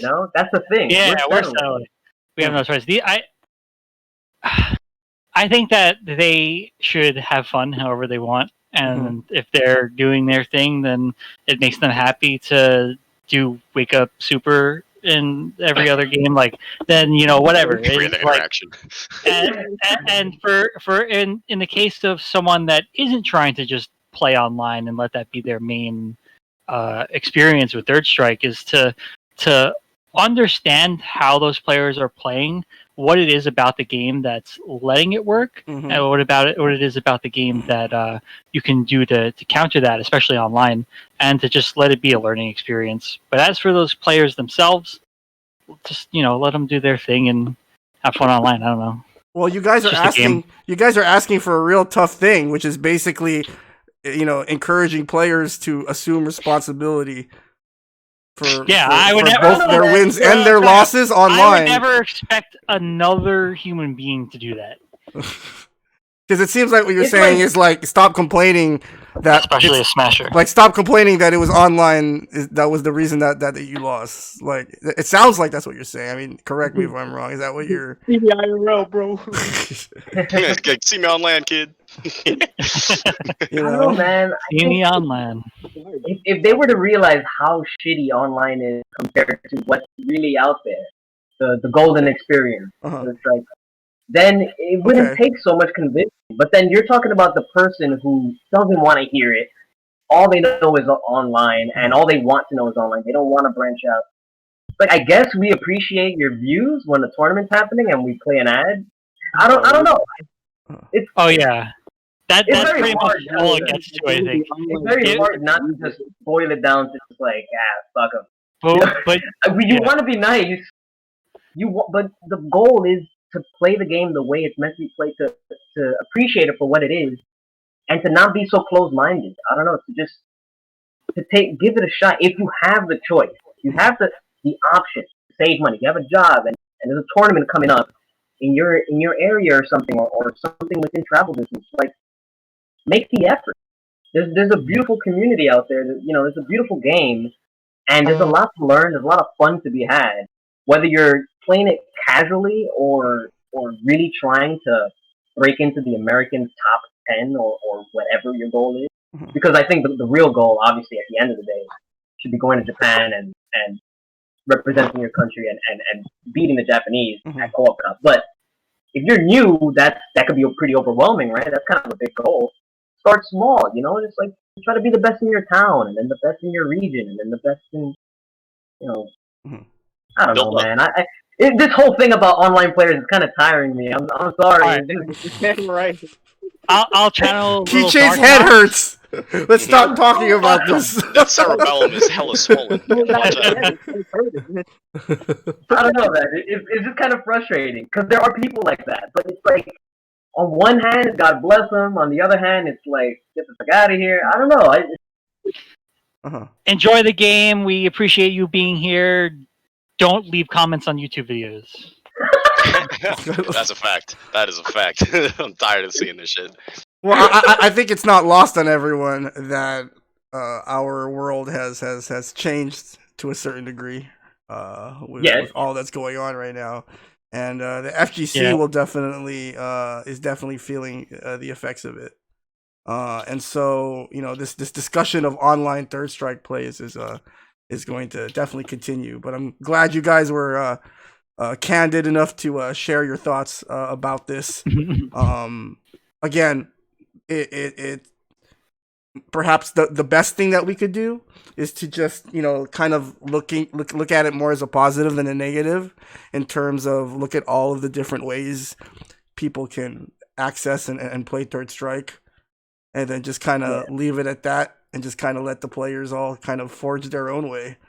Whether your destiny is to become a future Jazzy champion, or you are going to be content living life as a troll or something. Just playing Oro in Honduras. The idea, the problem there is that there's those people who are in between. Not everyone who only plays online is some racist asshole. Saying the N-word on Fightcade. Not everyone fits that bill. He doesn't have a scene at all. Yeah, there's people who are struggling. Mm-hmm. Yeah, there's people who would love to, to enter the community if they had the choice. So I don't want to sound like some privileged, prick who's got cabs in my city, and I, like it just, there's an in between somewhere where I don't know. You're a little compassionate. Yeah. Yeah. Because you feel bad, but it's like the problem. It's like Fightcade is usually the first step for people trying to get into this game. Mm-hmm. And it is hell. It is a wilderness on Fightcade. I've definitely seen people play Fightcade and quit. Yeah, because you go on and you play some 12 who's been playing for 15 years, and he knows how to abuse the lag in a way that you've never seen. He's rubber banding, doing the air dashes. And that's your experience of the game. It's a new game. And like to those people who are obviously less privileged than us, and like don't have cabs in a close enough area to them, like if you can travel like within a reasonable distance, like I go to next level, it's like a 2-hour commute, but like that's like fine. I'm like, to play on cab, absolutely I'll play, I don't care. But like if you can't, you still have to find good people to play, people that will actually play the game with you, and the game meaning like not just abuse the lag, like actually do stuff that would work in a real situation if reactions were in a part of like the game that you're playing in play. Yep, thank you. But if you don't play with an active effort to play like that, you can end up in a different. You can end up playing not a different way, meaning like it's not unique, but like you can learn to play the wrong way. The wrong way. Because if you're not getting the proper information and like having it taught to you, like, okay, this is way better than this, you're gonna learn naturally. Mm-hmm. And if you do stuff online that's very successful and you don't even really connect in your brain that it's online shenanigans, it can lead you down. It can give you a false impression. Yes, I was gonna say dopamine in the wrong spots, but they're like you might just be doing the wrong things. I remember the first time I played Fightcade, I got washed badly, and I stayed on there for like 2 hours. But like, it's like you can still like if you can come back and like keep fighting and like still wanting to play, you can have that drive to keep getting better. But you can do that on like on local timing, on like Xbox timing, OE timing, and then again, I'm saying to get an Xbox and a CRT. mean, I had an Xbox and a CRT, so I'm lucky in that situation. But like, The hurdle. yeah, Fightcade, like it just, I don't even really know how to tie that off. Honestly, It's a thing. It's a thing. There's also And the just go for it.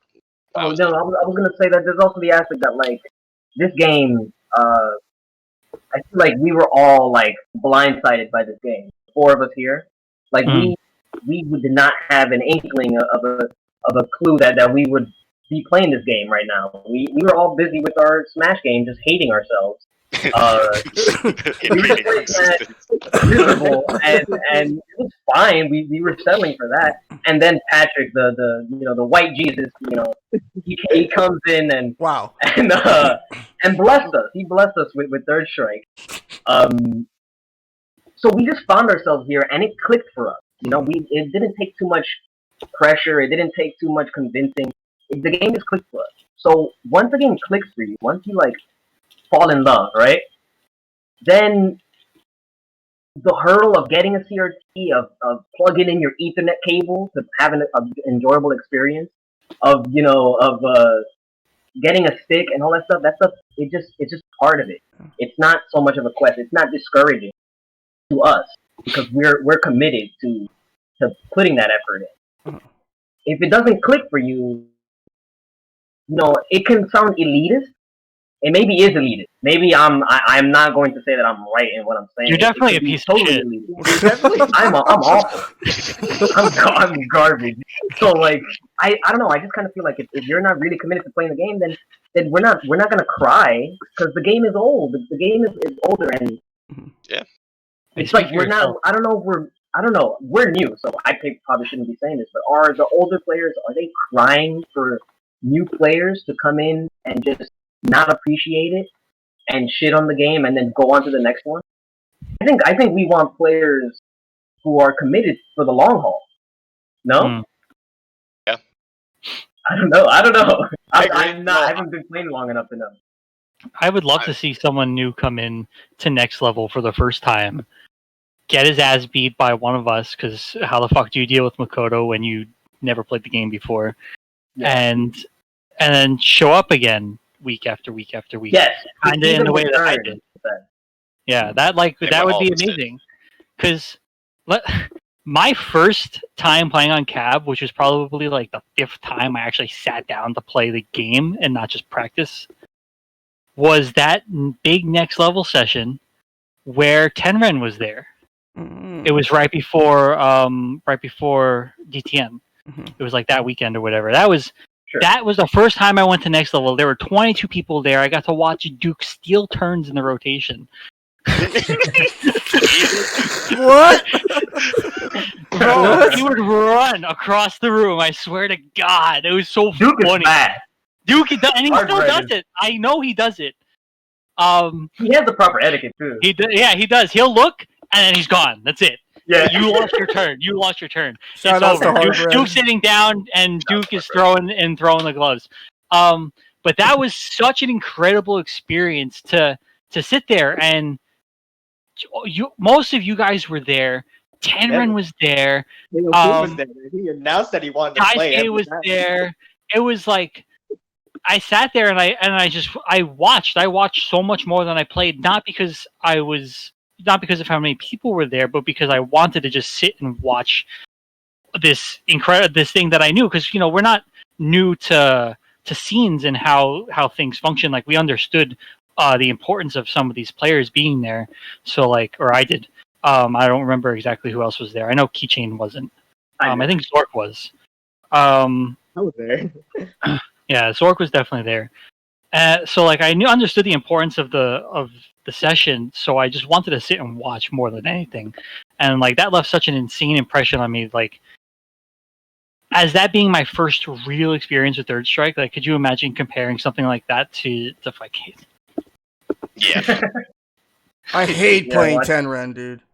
I bet. I hate playing him, dog. He beat the shit out of all. I hate playing. Tenren's one of those I feel like whenever I play him, sometimes it doesn't matter how much life I have or how much life he has or the situation. Like I feel like he's one of those players that can be like, okay, I'm gonna win the round. You know, like he could just off the drop of a dime figure out a way to turn that momentum and just win the round.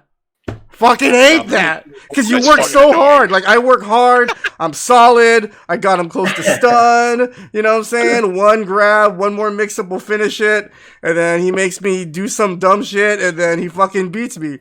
Oh no! And then the round is over. He hits you with that forward fierce, and it's done. Or he could hit you the other way. He could blitz you at the beginning. You know what I'm saying? Like he could just destroy you at the very beginning of the round. Oh my! Now your morale's all low and shit. Now how are you gonna win that round? Ibuki is such a fucking sick character. I would love to play Senran. He seems like an amazing player. He's a lot of fun. Yeah, I would love to actually get to play him now that I actually can somewhat play the game. But here's the thing, right? Yeah. Tenran, he's a guy that plays a lot online. Obviously, he plays offline as well, but he plays online. Yeah. Like Nika. Yeah. Well, and exactly. Players like Nika, you know, and Neiman and other players. Would you guys consider worth it to play those players on their platforms? Of course. Yeah. I jumped at the chance. I spent an hour waiting for someone to stop playing with Nika like 2 or 3 weeks ago. Maybe it was probably a little longer now. It's been a while. I literally waited an hour for him to stop playing that person, say he was looking for a game, and hopped in because there was no way I was going to pass up on that chance to sit and play with him. We played for like a good 45 minutes against this Ken. And I just took it. It was like, this is what it needs to be. I'm going to sit and play this insane player, despite the fact that it's online, and I'm going to use it to learn because there's no way I'm not going to learn something. It was a chance that like no one should have ever passed up at all. Mm-hmm. Right. Yeah. That's good to bring that to perspective because like we spent a while talking of like kind of down talking like, and I have this like guilt around any this kind of talking down on online play because it's not all bad. Yeah, but it's not all bad. Yeah. That's kind of how it works. I guess.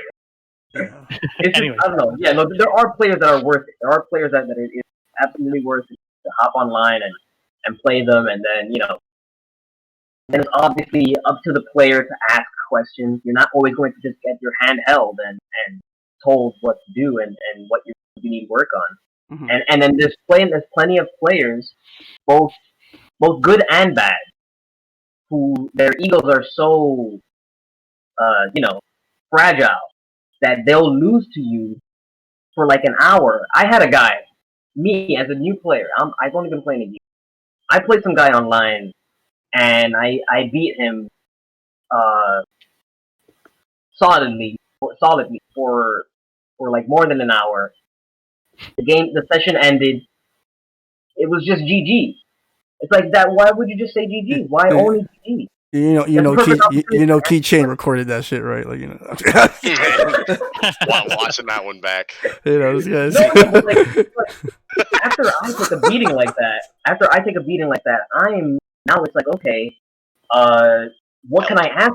I'm thinking of what should I ask this player? Uh-huh. How should I don't want to ask anything dumb. I don't want to ask an obvious question. I want to get to the bottom of what I was doing wrong. What can I work on? What is some homework that I can do? To get better and come back stronger the next time. Uh-huh. Not just say GG's and be done with it and then cry in my room because like I just lost and why am I playing this game? And it's like just say GG. I guess it depends. I think you need to. Why not ask questions? Unless you're not trying to get good, then that's different. Of course, that's different. If you're just playing, then fuck it, who cares? Yeah, no, that's totally fine. My bad. That is those people exist. Yeah, that is a gross misjudgment. That I'm thinking that everybody has the same goal. If you don't have the same goal, then yeah, of course you should be able to say GG's. I'm sorry about saying. Hey, but man, at least you are trying to get good. What did you say, Zork? Sorry, I didn't catch that, Zork. At least you didn't throw no racial slur at you on the fight kid. Yeah. I've gotten a lot. Yeah. Oh my god.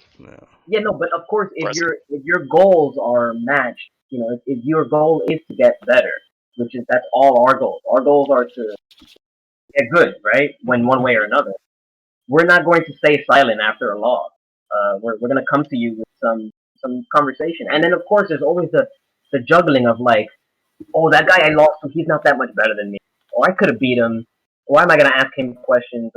And then maybe I don't have all the answers, but I can guide you. I can and maybe the person who beats me, maybe they don't have all the answers, but they can put me in the right direction. They can maybe ask a friend or tell me to talk to someone else, or they can tell me where to look for the answers that I'm looking for, right?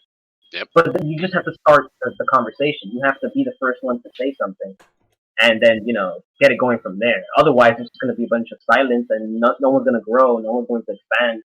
No one's going to get better. So People I are want to scared do. to improve. Oh, go ahead, Bubbles. What did you say? I was just gonna say because people are scared to improve. Yeah. So speaking of improvement and introducing new players, I know we touched a little bit on this a few minutes ago, but kind of another Smash versus 3S kind of question. But what have you noticed in terms of the differences between how your scene or our scene, right, Brooklyn, New York, deals with new players and how they integrate new players from your experience in the Smash scene? As far as the Project M scene goes, I would say it's almost similar. That we have in PM, there's like a smaller handful of like actually enjoyable people to be around, as compared to the New York Third Strike scene. But overall, I feel like it's more or less handled the same way. I do think that sometimes newer players are not approached like very specifically, both in PM and in Third Strike. But at the same time, I know I have seen you guys give, just a word or have mentioned something to someone that had been there for the first time, or one of these Street Fighter V guys that would come downstairs and play. So like it's definitely like a step up from PM in terms of receiving new players. We also do have a slightly biased reception in the community as well, because we came in with Pat, so we already had connections. We were already talking to everyone. So like it was a little different, I think, than just someone new coming down into the basement, or someone new showing up to Nebulous, where we used to hold our Smash events. But for the most part, I would say it's very similar.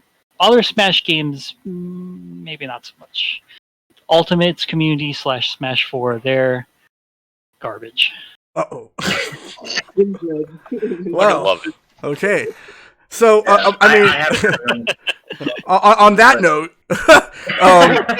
how have you guys? I'm sure there have been some players that have walked into next level for the first time, and they've played you. And so, how have you treated these new players, or these players that sort of show up?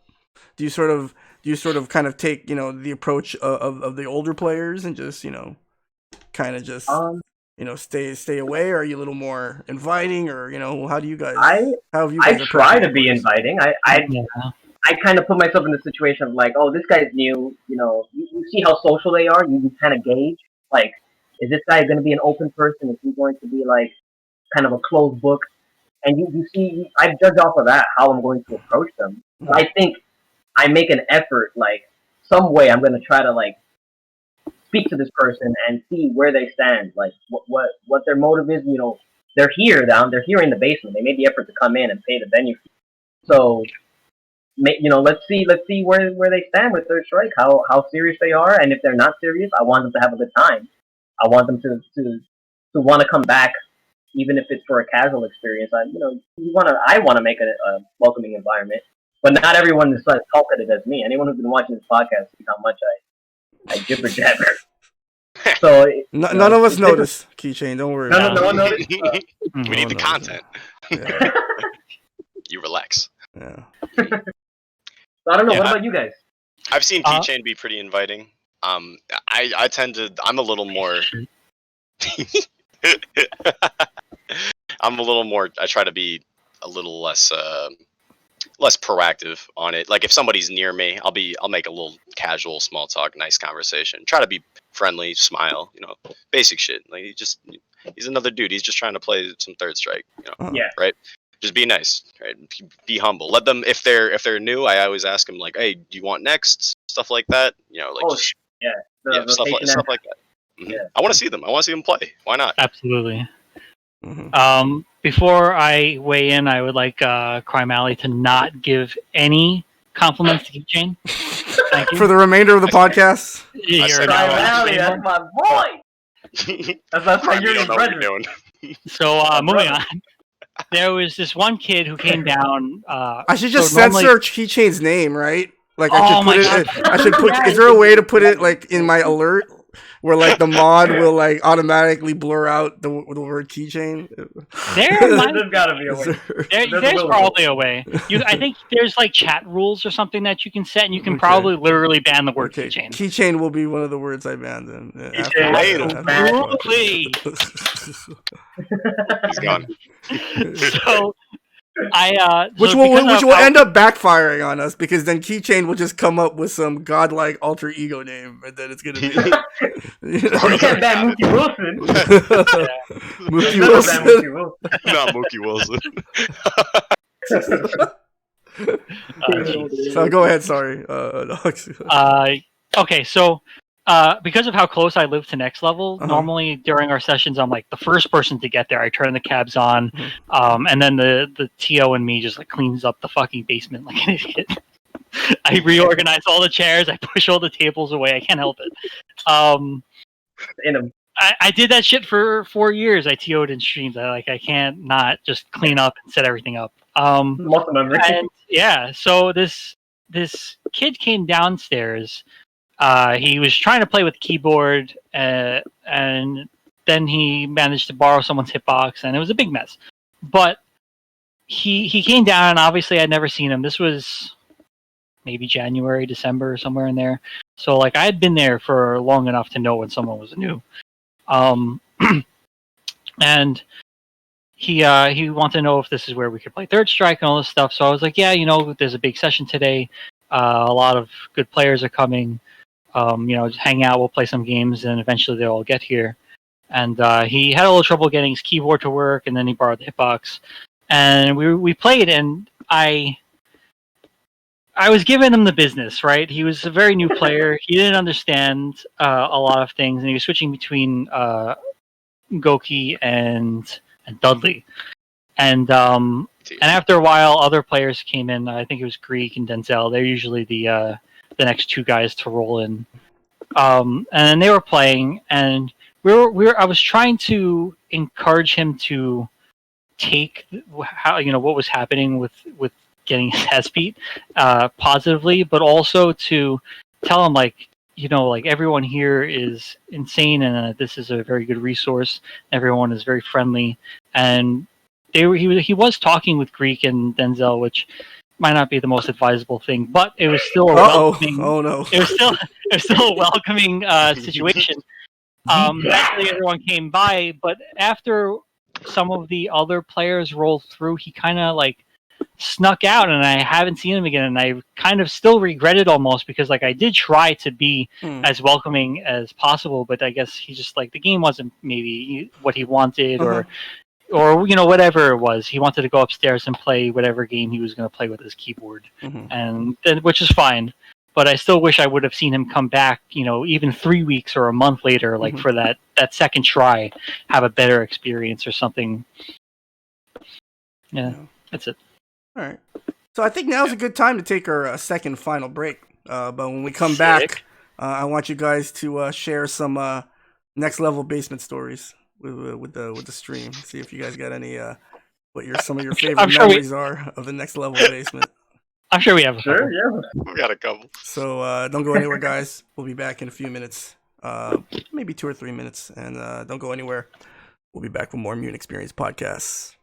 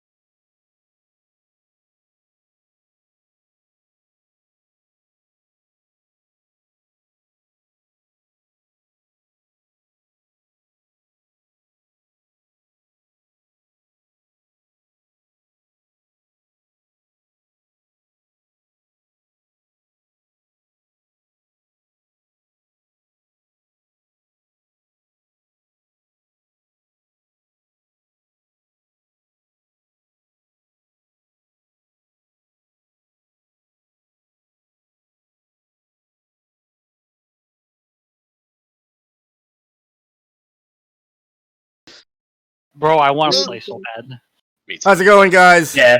Welcome back to more MXP podcast with the Jersey Boys. We got Bubbles, Keychain, Knox, and Zork. And so I know we've been talking about Next Level here and there throughout the entire podcast. But what are some of your favorite memories of Next Level? Obviously, Next Level, like many other venues across the country, are closed due to the COVID-19 pandemic. And so remember, the Jazzy circuit is trying to raise money for various venues so that hopefully once we're able to go out again, we have venues to run Jazzy circuit events at. And so remember, guys, support your locals, support your venues, and please consider donating. And so with that said, guys, what are some of your favorite memories about Next Level? Maybe favorite moments, maybe favorite people or characters, that you're very fond of, that you can't wait to hang out with when you get there. For me, I have a couple of moments that come to mind, but Okay. one that particularly speaks to me, and it's about a certain player, Derage. The Rage. One of the Mirage. It's a good story. Uh-huh. On top of the fact that he smacks them buttons, I like games, Mhm. so that stuff's fun for me. It was like one of the first times I was going to Next Level, and he was just every super confirm, he would just smack it, get up, and look around like Rage thinks he's playing on the pressure sensitive Street Fighter 1 cap all the time. That's his issue. That's a fact. He's playing on that all the time. He smacks that shit real hard, but Yeah. I'm watching some of that is fun in itself. But the moment I'm actually talking about, me and Pat were just about to go get Chinese food. Okay. And a Rage stopped Pat, and I think this was just a random Next Level session, so it wasn't even a tournament or nothing. But Rage looks, he talks to Pat, and he like taps him on the shoulder, and he's like, he just starts talking about like how he's so proud of Pat just as a player in general, just as like he's been seeing him come up like for a long time, and he thinks that they're just getting so much better together, and it's only just going to get even better and more beautiful. And he was really speaking to Pat's, or he was just really praising Pat on his accomplishments and the work he's putting in, because he can see there was a quote. He said there's a lot of whack gamers out here. Right?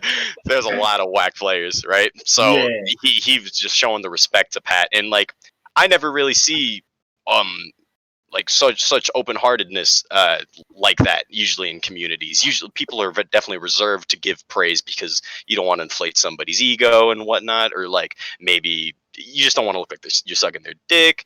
But like it was a true heartfelt moment, and I could feel it.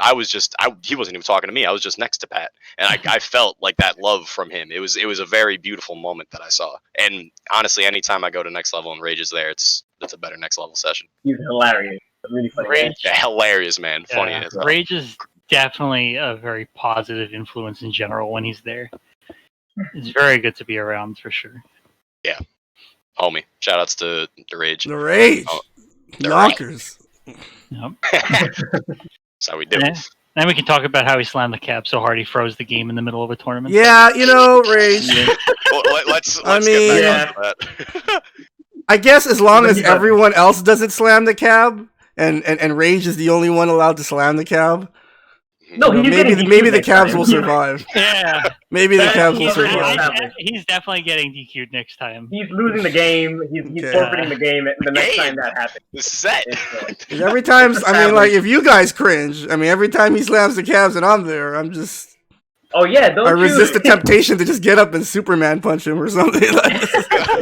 Yeah, you gotta watch the equipment. You gotta relax. But the Rage is definitely a great guy, great character. So, what are some other memories? Maybe some memorable matches, memorable events, things that went down in Next Level basements. Well, I have a few like matches. Mm-hmm. Since I've had the pleasure of having some nice bracket runs, and stuff like that. So no offense I mean, shout outs to the where are they from? Doylestown. I would love to go to Doylestown one day. I love their setup. They do play at Siren Records, like at a record store, and they just have a cab there. And it's so dope. And they came over, and they were really cool people. Yep. It was just two of them actually. It was just Jay Wang, 4G, and Therapist, or the Rapist, depending on your proficiency in the English language. No, it's the Therapist. It's 2020. It's the Therapist. It's Therapist. It's Therapist. Well, he raped me balls. in brackets, so and on stream. So I'm more familiar with him being, the other one, yeah, the other one. Yeah. So, I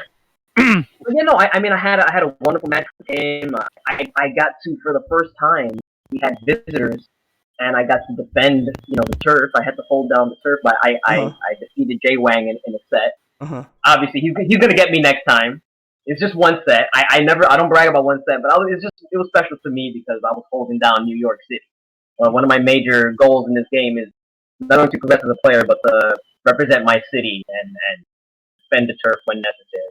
Of course, Therapist got me later before getting top 8. He too owed me, but it was a very fun set. I had Daisuke give me some advice that helped me. I had Ahmed also give me some advice. Ahmed, the supervillain of New York. Oh my god, president. I miss Ahmed so much. But he's a crooked president, I miss Ahmed, yeah. So, he gave me some advice. I know you and Ahmed got a little something going between y'all. You and Ahmed got a little something going. I like it. Yeah. Because eventually, right? And this is something that you guys will eventually, like Keychain's already, kind of already there, but eventually you're going to have that one bear that you poke. There's always that one bear, the first bear, that you poke. And if you can get past him, then it's like, you can ascend to the other level. I think it happens in a lot of scenes, right? There's that one bear that you're like, I think I can body this guy. He's a Middle Eastern bear. I think I could actually beat this guy. Like that's that one guy, right? Yeah. And so I guess maybe Ahmed, he's that guy for you, Keychain. Yeah, absolutely. Yeah. Definitely a big Yemeni bear. For sure. So it was wonderful having that, having our players back me up. Obviously Dan, Dr. Steelhammer.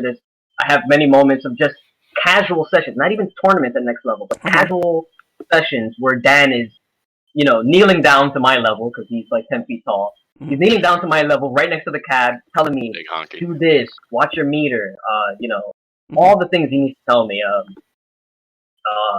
He's been a tremendous help for me as a Urian and as a player in general. He's given me, as he always says, he's been playing the game for 12 years, or 13 years, and he's given me all 13 years of his secrets just to me. To all the other Urians as well, but he's given me so much of his bank of knowledge to some kid who's just been playing for a year. Very quick to give it up as well, which I'm eternally grateful for. It's made me the Urian I am right now. So yeah, just moments like that. Awesome. So So my next question, and I thought long and hard about how I'm going to ask this question, and so I'm just going to ask it, outright. So, if you could run, a 1st to 10 with any North American third side player right now, who would you want to run your set with? Who would you want to run a set with? It could be like a top player. It could be maybe a player that's kind of you see around your level, or maybe, a player that you've always wanted to play. Who's one player that you would love to play a 1st to 10 with? Ooh, damn, that's a We'll start with you, Zork, because you've been quiet for a while, Zork. Let me see who you running the set with. So, but I'll answer this question. I would want to play with Ryan. Okay. It's a lot of fun. Obviously, who wouldn't want to play with a champ, right? The champ, Jazzy. Okay, Ryan, awesome. You, Nox? Eric Kim. Eric Kim. Oh, Kimmick. That's an interesting. Can I ask you to sort of elaborate on that a little bit? Well, that's Pat's dad, right? That's my grandfather. Oh. Okay. And That's my granddad, and he plays my character. Oh, And I okay. have no actual experience playing against a high level Makoto. Like, no, Daisuke's Makoto is very good, but it's not Eric Kim or Danka or whoever else, right? It's not.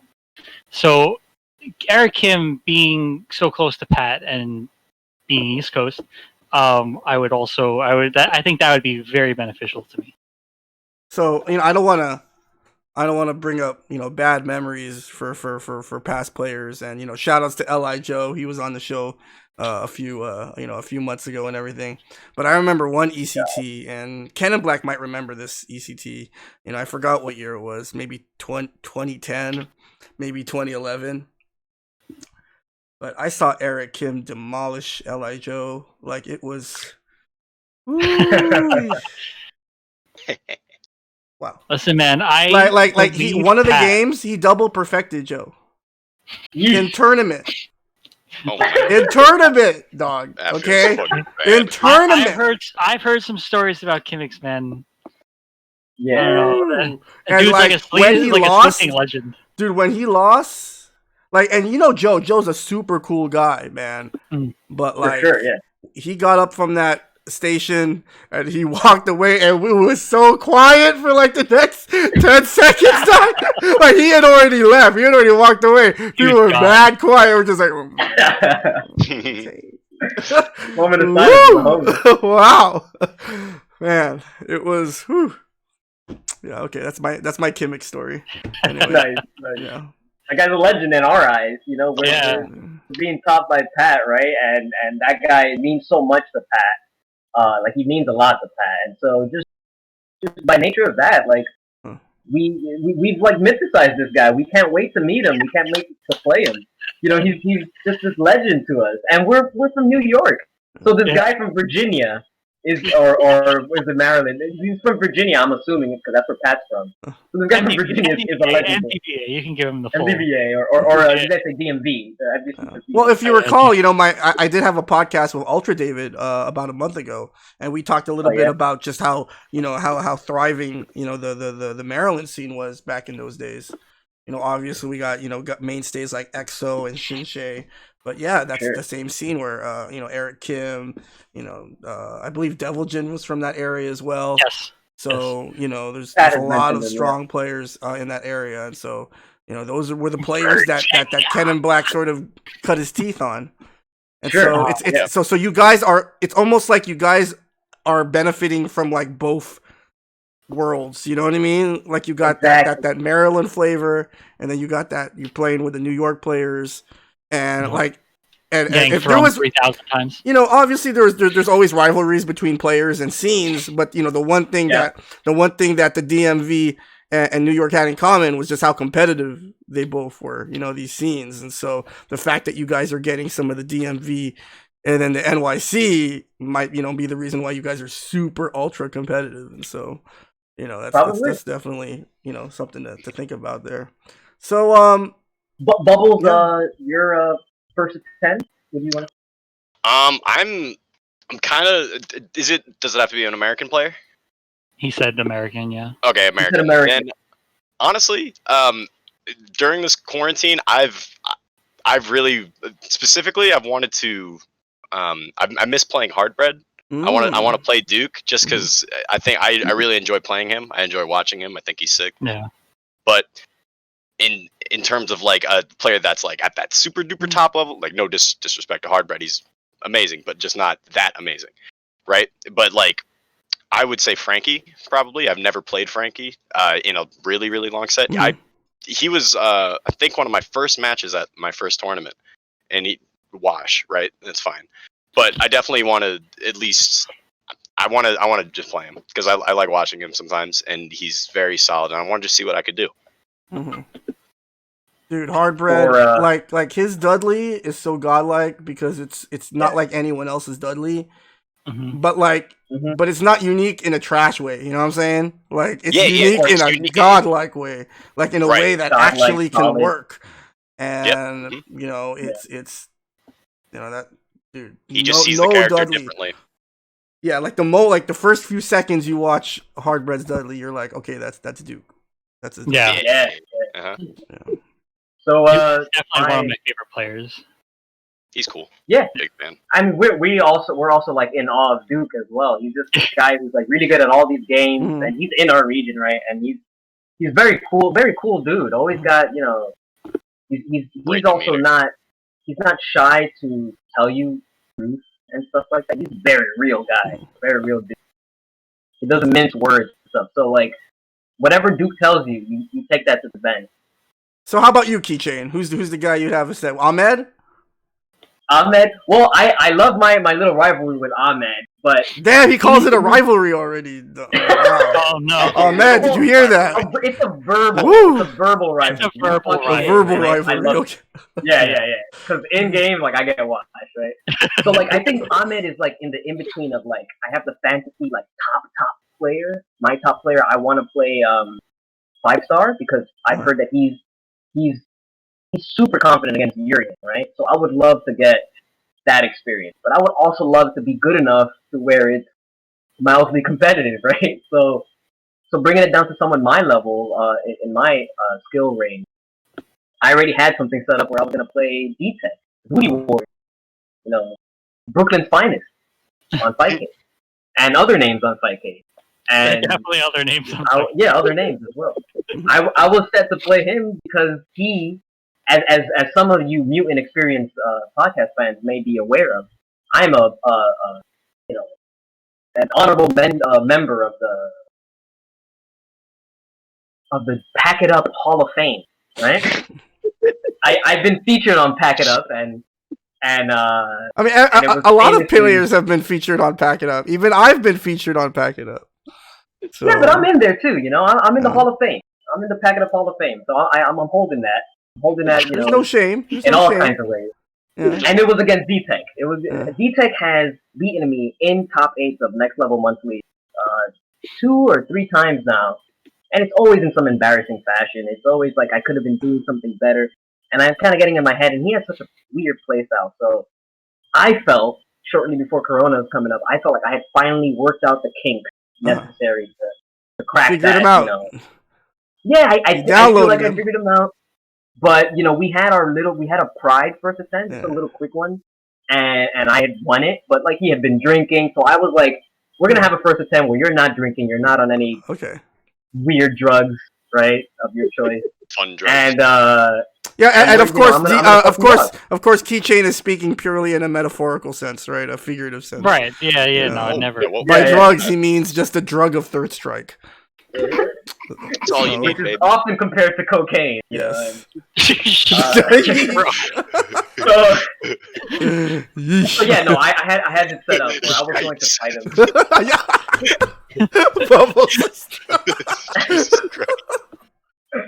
I had it set up already where I was going to play D-Tech for like a small amount of money, but just so that there's pride on the line and we get something I'm going, and that was my first attempt.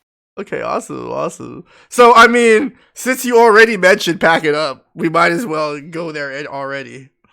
So, I know you guys have been waiting. So, we are at that moment in the show where we're going to pay homage to some of the more unique examples of third strike play on the internet. And so, again, as a show of support to all of the Jazzy affiliated venues who are going through some financial challenges during these trying times, we're going to continue with this trend of sort of having these Pack It Ups feature clips exclusively from our weekly Jazzy online fundraisers for venue relief. And so, speaking of that event, just wanted to first off remind everyone, please check out our Smash site, Jazzy Circuit, smash.gg/Jazzy Circuit. Also follow us on our various social media platforms. And as I was saying, definitely check out tomorrow. We are going to be running our latest Jazzy online fundraiser tournament for venue relief. And tomorrow we're going to be raising money for none other than lost Ark Arcade, and so Lost Ark Video Games, Lost Ark Video Games, one of the leaders, community landmarks of American Third Strike, and so definitely consider donating to the Matcherino. It's free to enter. 100% of the proceeds go straight to the venues, and so definitely consider checking it out.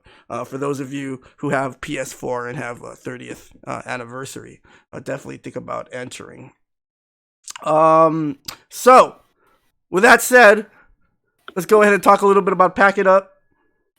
So, again, guys, all of the following clips are going to be from last week's Jazzy online fundraiser from Top 8. Just Top 8. Oh, okay. Fancy. And so, high level hookup. because they're what we would call teaching moments. Keychain. Absolutely. These are Okay, opportunities to learn. And so, I encourage everyone to approach this segment that way. And so, without further ado, let's go ahead and take a look at this week's Pack It Up. All right. Yeah. Pack it up. And shout outs to Dirtmaster for our brand new theme for Pack It Up. Always rocking the sick beats. Ona guy sort of Tatsu's from the wrong distance and lands right into a launcher that ends up costing him the round. Right into death. Nice. Yeah, that's not good example of spacing. Speaking of spacing, oh my goodness, Makoto. Are you kidding me? Are you kidding me? Oh, Capcom, what happened here?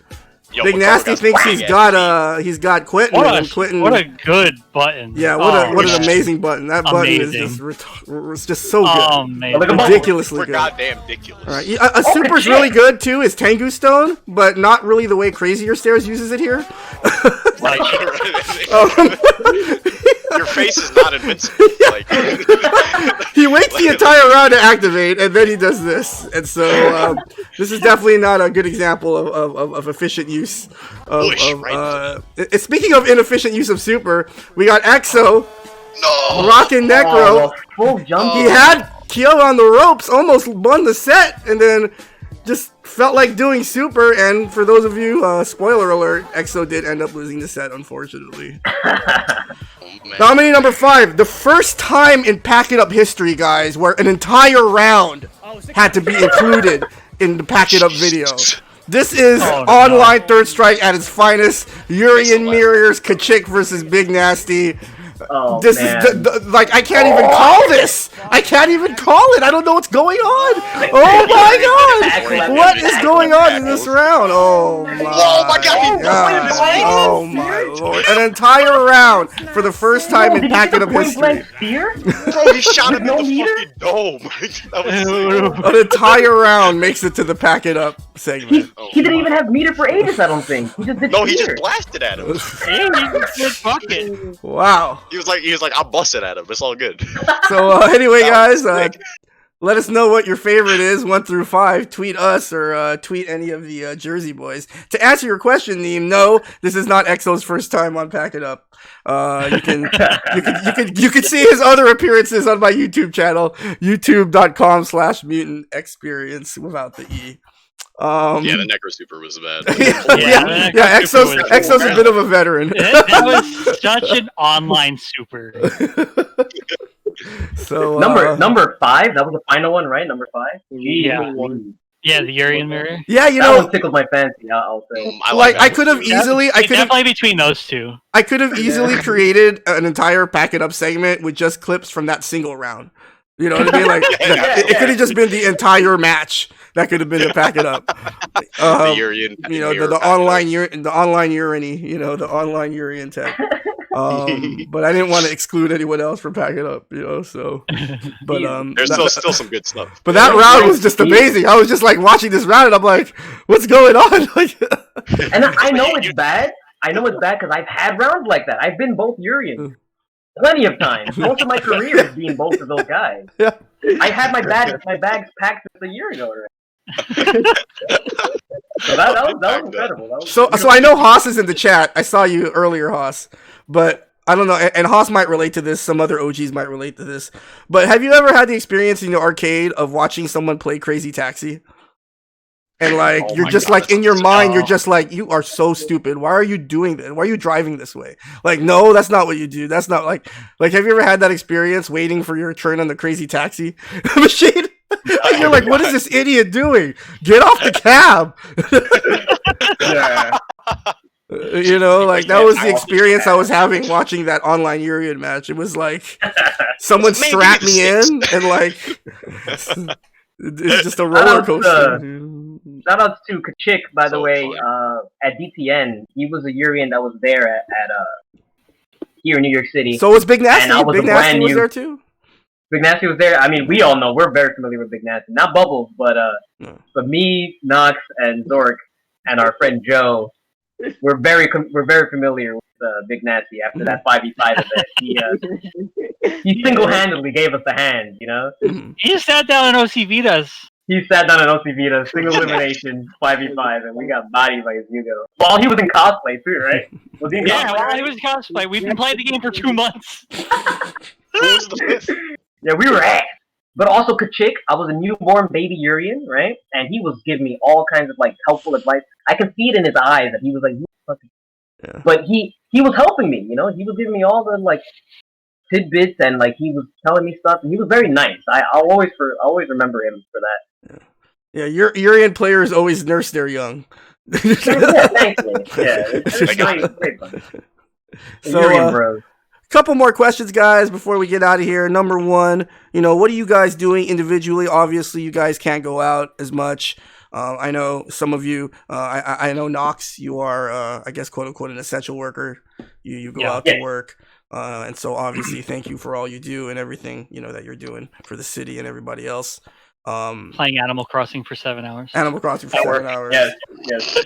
But Animal Crossing. you know, is there anything that you guys are doing to kind of, you know, try to use this time sort of productively in terms of improving your third strike game? Like, are there things that you're practicing, things you're exploring?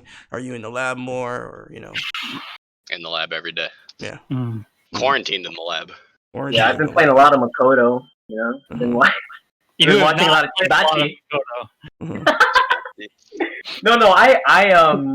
Well, before quarantine and all that, I always watched a lot of videos. I'm a bit of a VOD junkie. So I've always watched a lot. But outside of just playing, I haven't labbed too much. I've always said that I have to practice. I just moved, so I don't have my setups available.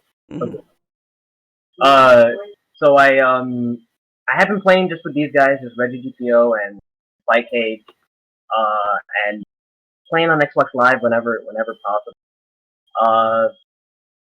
But yeah, no, I mean, I could be doing more. That's the thing.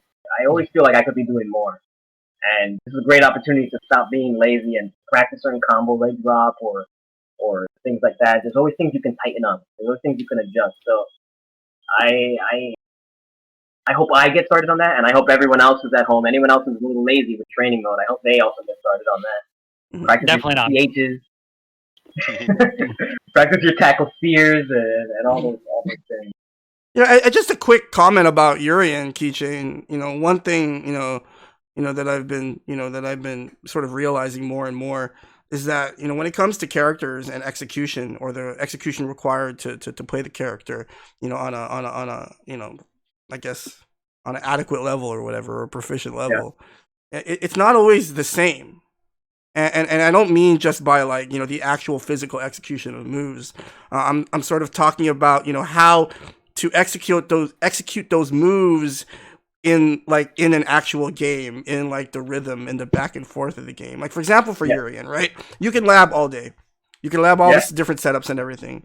But when you're playing Urian, at least when you're playing Urian properly, it's a lot of waiting, right? Waiting. And then you have that one opportunity and you can't fuck up.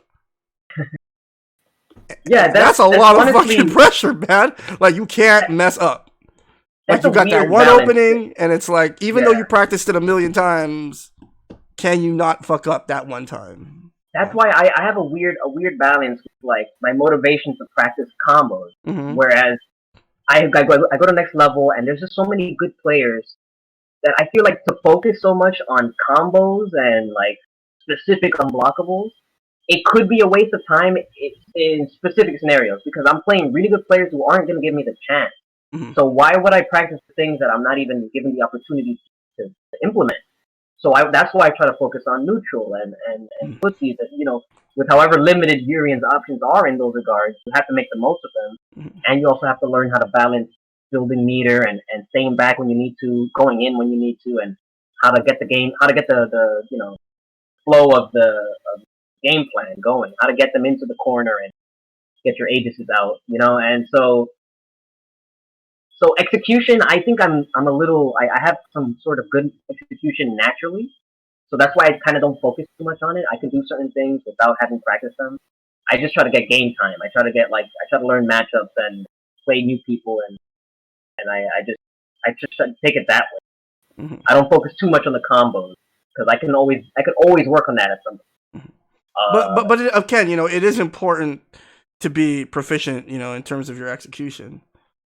Yes, but I think a lot of that is also mentality. Oh yeah, like definitely. Dropping combos is from having a poor mentality. That's from like playing a player and being like, "Oh my god, this is my moment." Mm-hmm. I try not to think that way. I try never to think that way, and I think I'm pretty good at not getting nervous in those moments. I'll drop something for whatever reason because it's third strike. Yeah, it's not an easy game. Well, I think there's a difference between like, don't worry about hitting the combo and don't let fucking up, affect you, right? Like, especially with Urian, right? Like, you never want to fuck up your combo, right? Of course like, not, if you land something, it better lead to some decent damage, right? But the other thing with Urian but if you mess up, like, can you develop this, way of, okay, if I mess up, what do I do next, right? Your plan B is in plan C. Yeah, I think it was you who was commentating one of my matches, and you saw me like miss a tackle headbutt.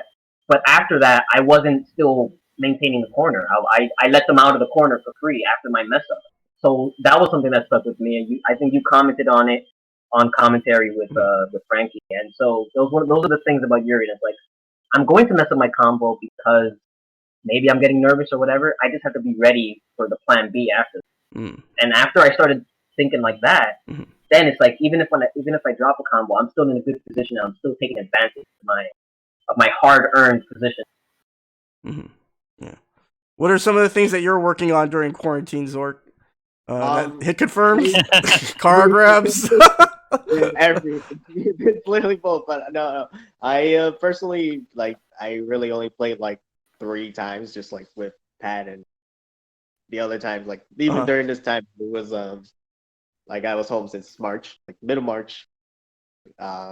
I've reorganized my whole room. I was stripping off my wires for the time I can go out and sell the copper, and I'm just gaming like a wiener. Corona hustle. Awesome. Are there some particular matchups that you guys are really trying to kind of figure out? Because one of the things that you kind of can do, whether it's through video research or looking up data and stuff like that, is kind of think about game plans versus characters. Are there certain matchups that you guys are kind of thinking about more than others? Things that maybe you think have had issues with in the past? Ken and Urian for me, for sure. Mm-hmm. I think they're very uncomfortable in general. Mm-hmm. Yeah. Bubble? I was gonna say for me, probably Makoto and Dudley. I'm really working on specifically right now. Early on, it was definitely working on Urian, but I got to take some time to revisit Urian. But right now, I'm definitely trying to make Ryu Dudley, Ryu Makoto some of my stronger matchups because they're the matchups that Ryu does pretty well in, and I want to just try to amplify that as best as I can. Awesome.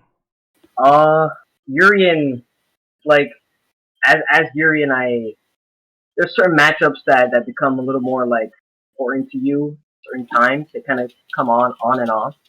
I think Shoto's I've been just a very specific thing. It's I've been focusing on punishing Shoto's sweep with EX tackle. So that involves having a charge ready, and I've messed with walking in and doing down back. I've been able to reliably partition a Neox tackle. Like walk in, down back, and then you walk in again, down back, and then after they sweep, if you block it, you're gonna have a charge ready by the time you're able to reverse it. Pretty reliably. And I've been messing with that. I've been enjoying my success there. It's a very specific example. Sorry if some of you guys can't follow along because you don't play that ridiculous song character. But yeah, no, just other things. I played I don't know his tag on Discord is Nawash, and his tag on Xbox Live is Melodious Mind. He plays Ibuki, and he fucking woke up and he dashed through my ages. He just woke up and dashed through me, and I was like, what game am I playing here? What's going on? And that made me think about Ibuki a little more, and she's a weird matchup for Urian, so that's something that I like.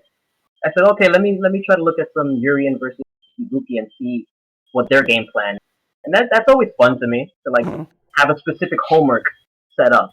You know, like I'm gonna look at this matchup, or I'm gonna look at this Urian player. I'm gonna watch Rude. Dan, Dr. Steelhammer, he told me I'm too predictable on wake up, so he told me to watch Rude play Urian and pay attention to how he wakes up.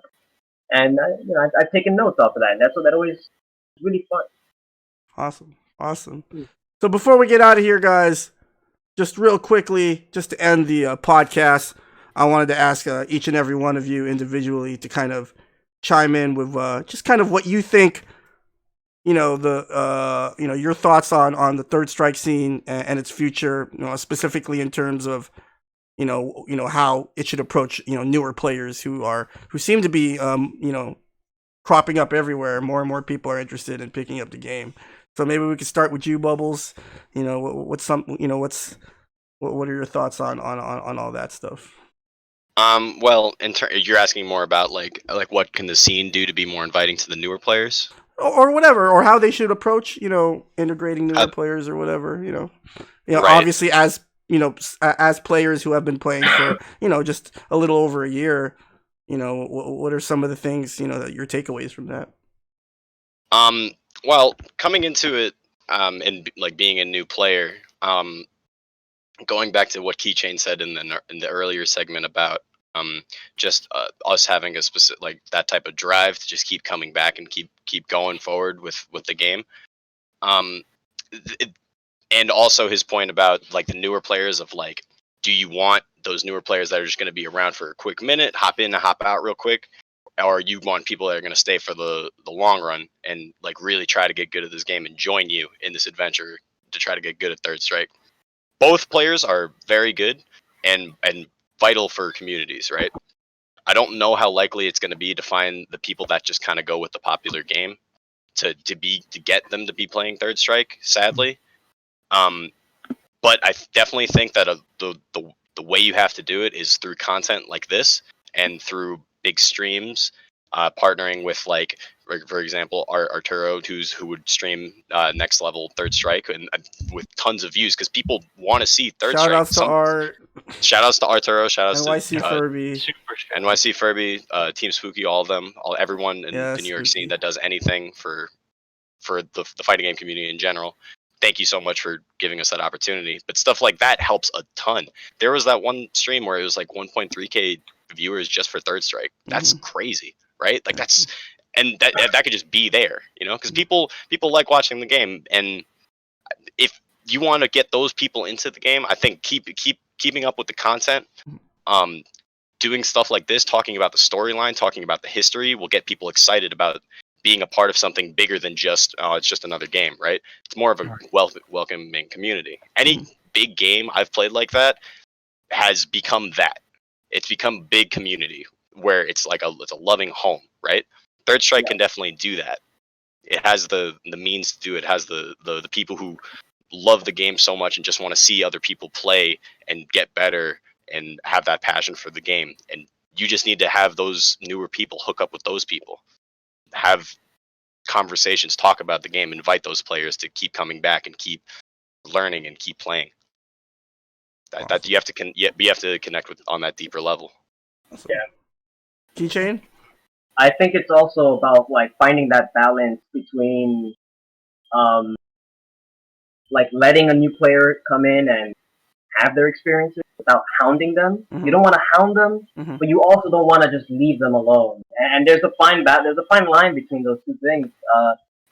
You never know when you might just be bothering someone too much and leave a bad taste in their mouth, or you never know if someone just is looking, maybe crying for help on the inside, and you don't know that they need you to come over to them and make them feel welcome. And just people are different, and it's just up to us established players, us the regulars of whatever venue or scene that we're from. It's up to us to kind of gauge that on our own and make a judgment call on what needs to be done. I'm generally just gonna try to be welcoming and inviting. If someone flips me off, I don't know. I'm fine. I don't give a shit. I just keep going. It's not gonna affect me. Yeah. I don't know. It's just you take it like that. I mean, there's also I guess it's on the same point. It's weird. It's weird just knowing how much of it relies on the new player, how much they need to be, how much of it is on them Mm. to speak up, versus how much is it on the established player to reach out. Mm. Weird. Great. I think that's very well said. I don't think I have anything to add to either of those because that just covered pretty much anything I could have said. We've dealt with that in our own community. Well, Knox, you do have a lot of experience as a TO, as I guess we could call it community leader. And so, what are some of the things, what are some of your, perhaps you have a different perspective or a unique perspective on things considering your background as an organizer. What's your sort of assessment of how the Third Strike scene can sort of improve or if there's anything it needs to improve on? I like the rest of us. I mean, my experience is limited to New York. Mm-hmm. I do think that so far, especially with us, our scene has handled it very well with receiving us as new players, as compared to Smash in general, like I mentioned earlier. But I mean, at the end of the day, it like Keychain said, it comes down to that balance of the new player and how much they need to, take initiative, and how much we as regulars need to, just push on them. As like you can't push too hard, you can't push too little. Mm-hmm. They won't come back. Maybe I pushed too hard on that kid I talked about earlier. I probably didn't, but that aside, Sure. I really don't have anything in particular to add. The PM scene was like after 2 years in general, the Project M scene was kind of just declining, and New York was not getting new players. We tried to hold. We tried a lot of different things to try and get people's attention, but the opinion of the game in general was just not very good. And there were people that said things about our venue that weren't necessarily true, or just so picky and petty in general that just kind of dissuaded people from coming, and it kind of divided our scene a little. It was a nightmare, honestly. If like just looking back on it, it just made no sense at all. Because Third like Next Level is literally for all intents and purposes is like a worse venue, and people fucking love it. So like it just doesn't make any sense at all that our Smash venue was like shit talked for whatever reason. But anyway, Yeah. That's pretty much all I have to say about that. But Next Level is still a godlike venue. Shout out to Henry Said. Absolutely, I love. Oh my god! Shout outs to Henry's a the treasure. Jazzy Online fundraiser last week. Vankabot, Third Strike Scene. Shout outs to Demon of the Mist. They all raised over $2,000 for Next Level last week. Damn, So, 2000. Shout out to Maturino. Yeah. That Machete? Zork, you want anything to add before we get out of here? I feel like it's also like a difference between like people that like played in the like competitive scene that would like maybe want to switch to a new game, Mhm. like people that are 100% new, like don't even know anything about it. Like for me, I like learned about it only because from a friend. But like if I didn't know about it, then that's something maybe I have to like look into online, or just like maybe just go out and about. Mhm. Something of the most. But like for even people that are like are new, that are showing up, it's just sometimes they'll just like go in, maybe they'll just want to play a game with you. That gets fine. Like I'll play a game with you, because it's just here to pass the time. You wait before you're playing your turn. Mhm. Like, sometimes they'll just play as long as they need to, or He's dead. Okay. Jeez. So that I guess is and that is that This gun's for like, this episode of the Mutant XPerience podcast. So we have lost feed to Zork, and so that is our signal to get out of here. Once again, guys, thank you so much for being on the show and sharing some of your perspectives as brand new players to the Third Strike scene. Good luck to all of you, not just in your Third Strike journeys, but in your personal journeys. Hopefully we can get through all this and we can be back in the next level basement sooner rather than later.